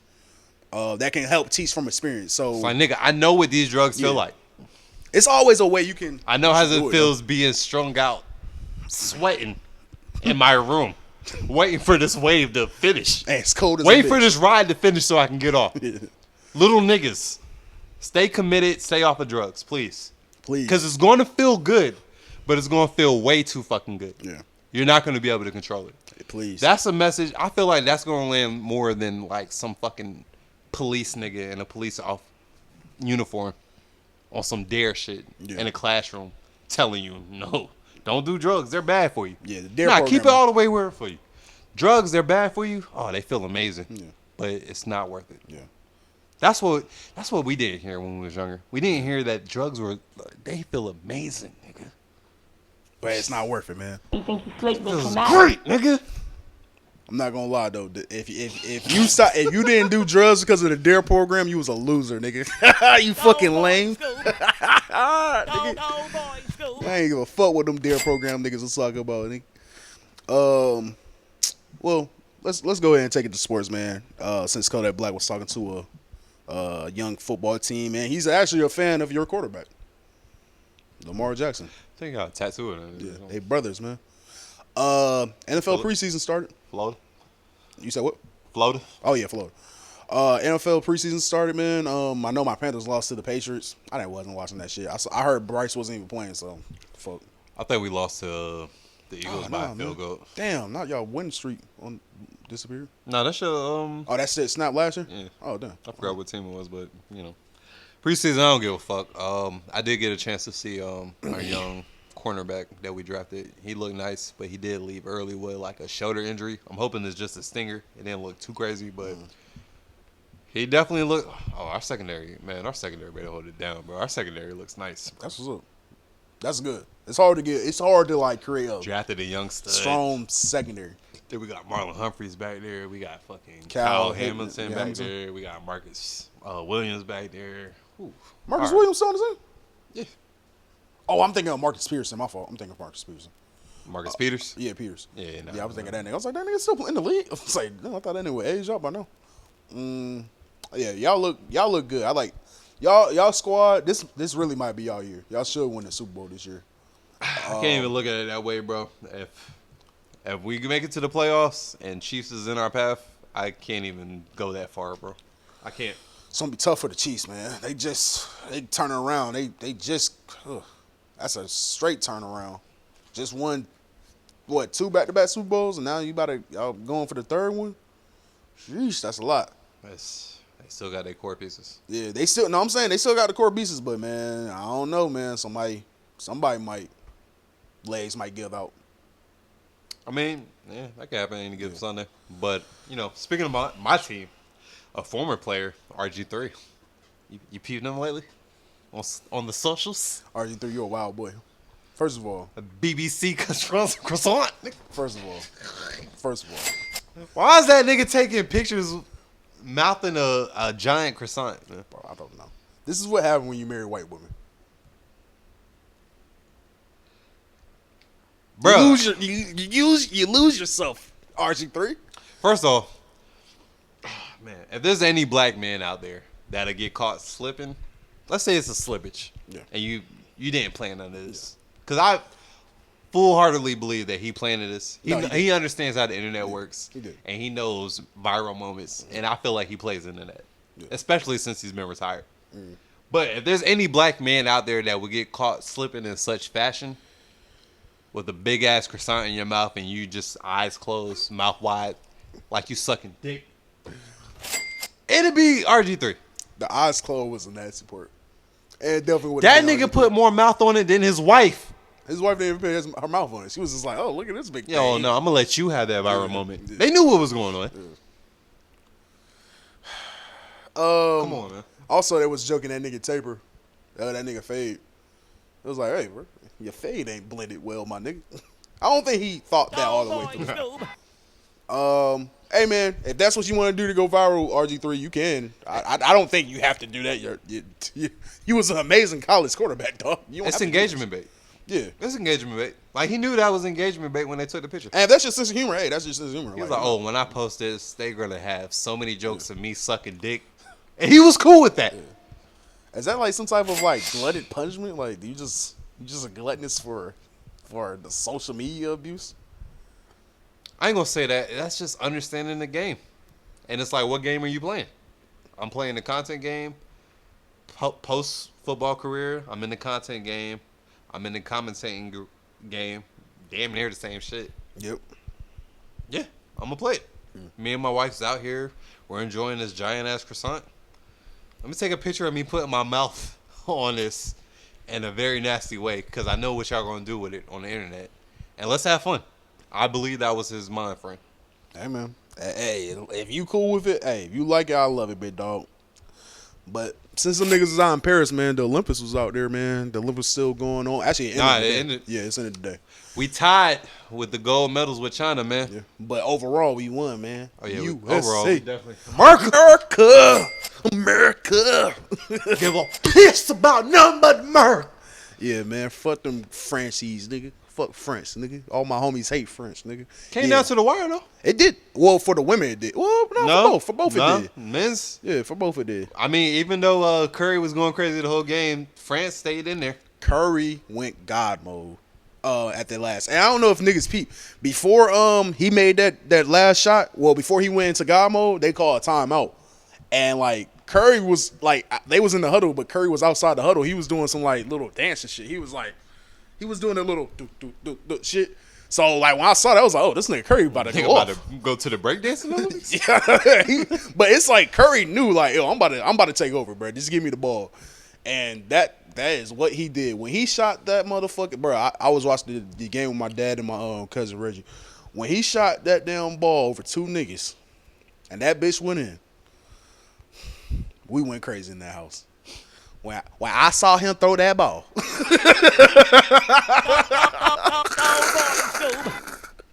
Shouts to AP. But man, hey, that was a good Olympics, bro. Like, that was a good match. Wemby looked good out there. I feel like they wasn't playing him long enough though. I feel like he came out in key moments.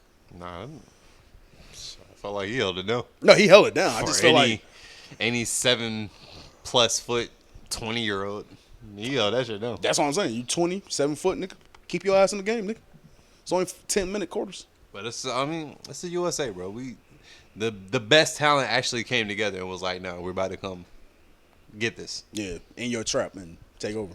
Which is it crazy because it really highlights how much international ball has grown. Because back when the Super USA teams came together, bro, we was kicking niggas' asses. Bro. 40 points, 50 points. We was killing niggas. The only competition they had was at practice. It was standard to kill niggas on the court. And to now where it's like actually competition and like, damn, just winning 10+ is a thing. Yeah. It just shows how much the game has evolved, how much different countries really bought into basketball and really like dedicating to the skills and just the sport, man. It's like, man, damn. That's what's up, man. It's crazy seeing how much shit grow, man. Yeah. For real. Women's oh my bad. What was you about?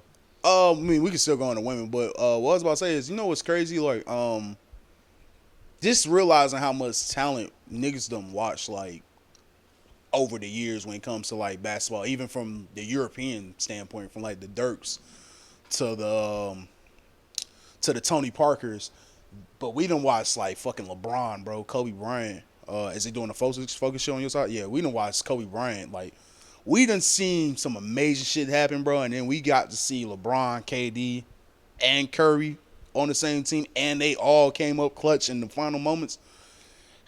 I'm just happy I'm a sports fan, bro. Like, shit like that is dope to see, and it's dope to see like a nigga like Anthony Edwards get to live out like probably a childhood dream of his, catching a lob from Kevin Durant. Like, that shit was dope, bro. But nah, definitely being a young bull on the squad and experiencing this with like all your veterans around you. That got to be a fire experience. I don't know what Jason Tatum did to Steve Kerr, but actually, I think Steve Kerr might have a point. Jason Tatum was stanking it up out there a little bit, so Steve Kerr might have a point. I don't want to hear that. Nah. It's always next year, bro. Next year, you're the big dog, Jason Tatum. Nah, Tatum definitely played this last game. He definitely did. Niggas be hearing the backlash and be like, all right, I got to play this nigga now. But there's some hate somewhere. I don't know what beef you got with Tatum, but like, bro, that's a champion. That nigga can play all 5 positions. He's top 7 players in the league. There's no way you can't find minutes for him. I'm on that side where everybody else is saying that. Nah, it's like, how are you not finding minutes for Jason Tatum? Yeah, why is Derek White getting minutes before Jason Tatum? Especially in blowout situations where niggas is winning by 20 and this niggas isn't getting no minutes. Like, explain that to me. Like, explain that part to me. Steve Kerr is not an amazing coach. You know, we just be honest. He's not an amazing coach. You know, he had a lot of talent around him, but it is what it is. A team that a black man built, Mark Jackson. Shout out. But niggas ain't gonna talk about that. Women, U.S. Olympics team versus France. That was literally down to the wire. I think if almost fumbled it. Yeah, if old girl foot was on the line, that would have been winning overtime. It wouldn't have went in like that. She was a little step back. So everything played out the way it was supposed to play. That first half, y'all played terrible. Y'all kind of got it back together the second half enough to win the game. But hey, man, both men's and women's won gold over France, man. That was pretty cool. Asia Wilson had a good game, 20 points, 12 rebounds, and 6 blocks. I think it was 13 rebounds, wasn't it? 13 rebounds? Yeah. 13 rebounds and 6 blocks. Phenomenal. Jackie Young, what was it? Did she have, was it 10 or 15? I forgot, but Jackie Young had a good game. Brittany Garner had all right. Brittany Garner was riding the bench. Nigga. No, she played. Didn't she play in the first half? The crucial minutes at the end of the game. She wasn't. Yeah, she was on the bench. She was on the bench, right? And they was playing lackluster defense like that whole first half, so I can't even really say if she was holding it down or not. It didn't really look like it because France had all the confidence in the world, and I feel like as USA, niggas shouldn't have that much confidence against us. Stewart went crazy. Stewie, I heard niggas calling her that. Deanna, I forget how to pronounce her last name, but this is her 6th U.S. Olympic gold medal. So shout out to you. And KD also, he got the most gold medals of any U.S. man for. That's playing right now for what's the name got? Well, no, he got gold. Hold up, no. Yeah. He got 4 gold. I think I was about to say Melo, but I think Melo got 3 golds and 1 silver. Silver or something like that. They lost in 2024. Yeah. I mean 2004. My bad. Yeah. But fuck all that, man. Let's get to the real Olympic competition. Oh man, breakdancing, nigga. Not gonna lie, man. I might be sold. I might be sold. Listen, this is the debut for breakdancing in the Olympics 2024. Who would have thought hip hop would take it this fucking far, nigga? Yes, sir. This is like I don't know if you feel the same way I feel about this, but it's like, yo, hip hop is integrated with the Olympics now. Oh yeah. That's a big fucking deal. Like they don't have like no singing competition for like the gold medalists for like a gold medal like with any other genre when it just comes to like singing or any other music genre, right?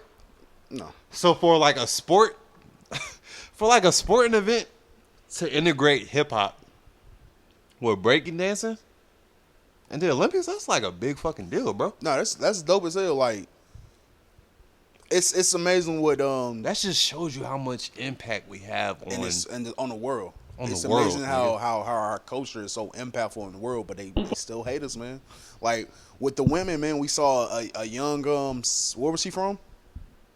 What was she from? The country Jokic is from or some shit. The one with the do-rag. Nah, she was from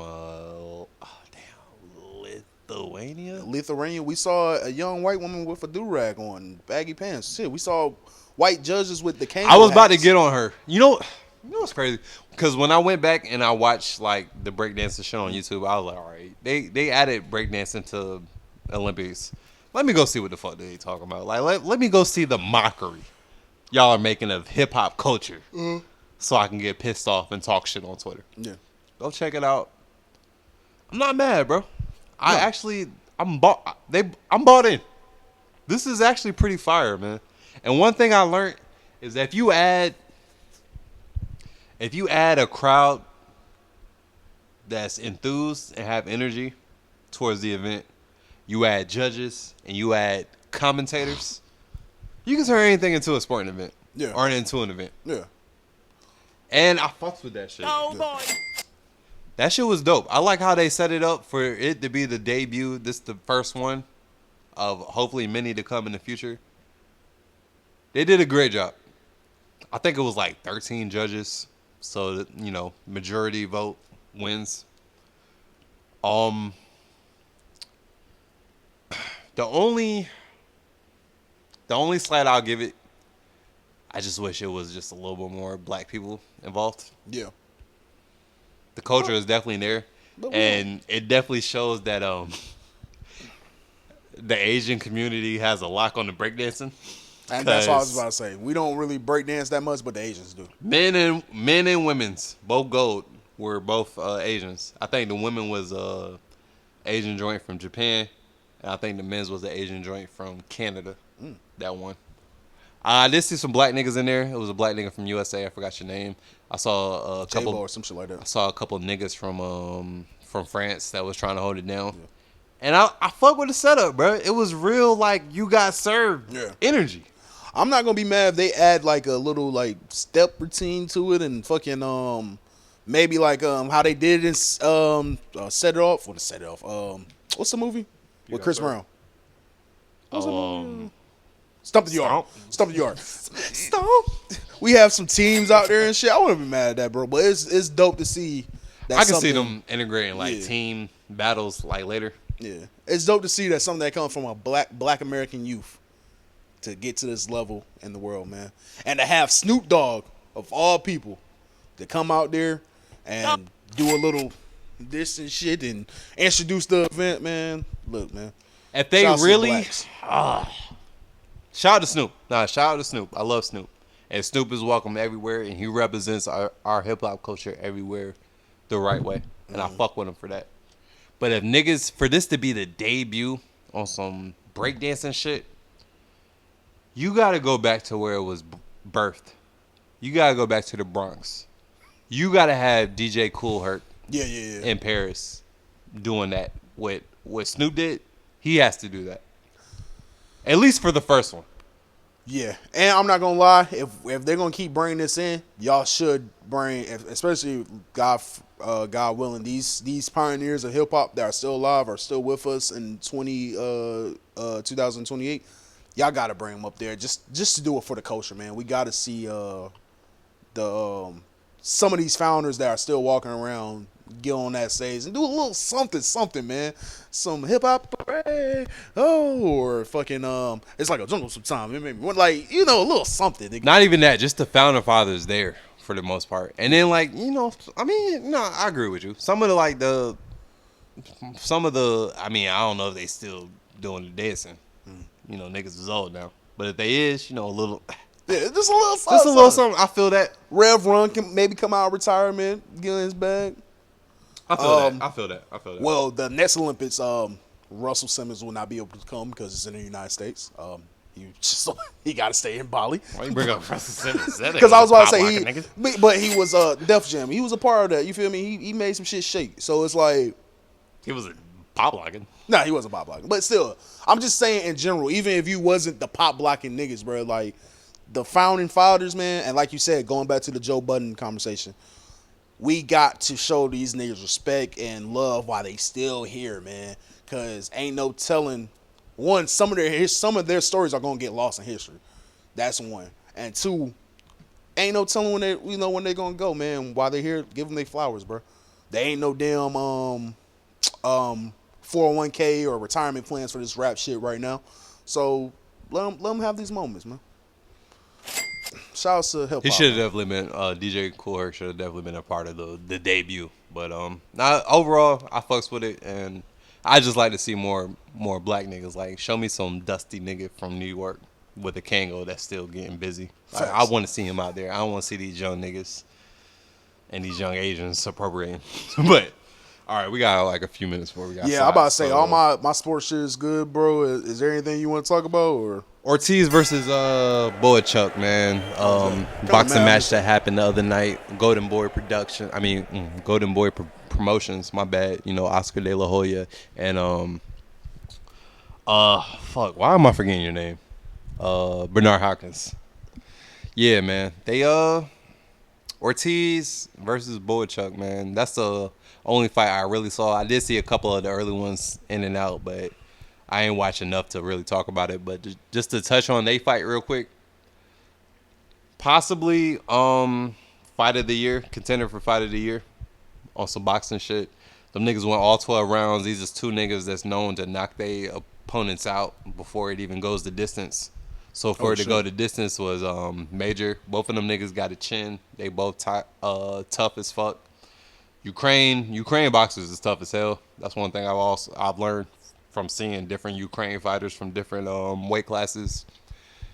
Yeah, man, that nigga Ortiz, Virgil Ortiz Jr., man. Before the fight, 21 wins, all of them knockouts, 0 losses. He got the decision, which was crazy, and it was a close fight because that nigga did get knocked down twice.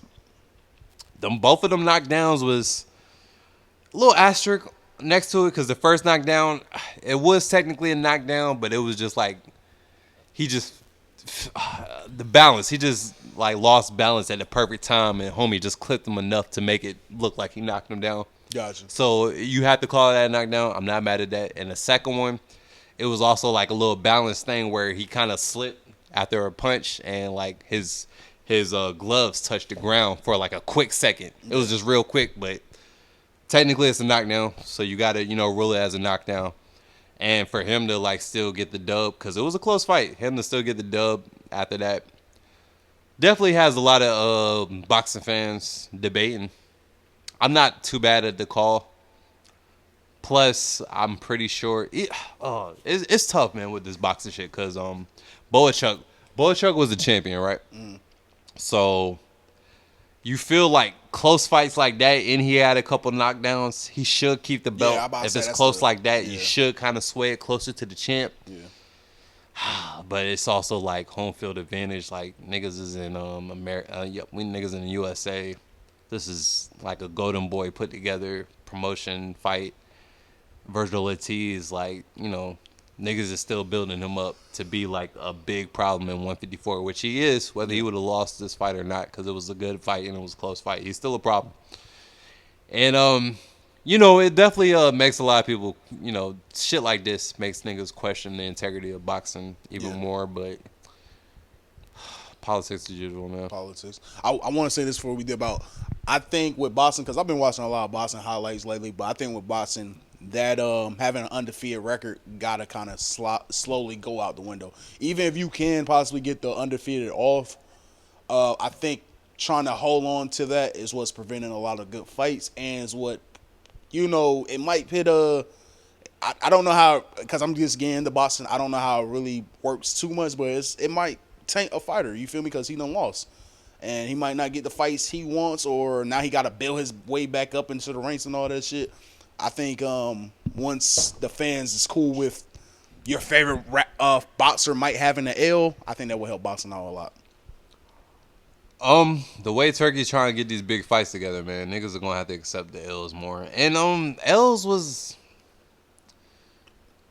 it's really just the Mayweather era where like L's looks extra like bad, because he just went his undefeated career. Money Mayweather probably generated more money than anybody. Probably up to now. I don't know if Canelo passed him or not.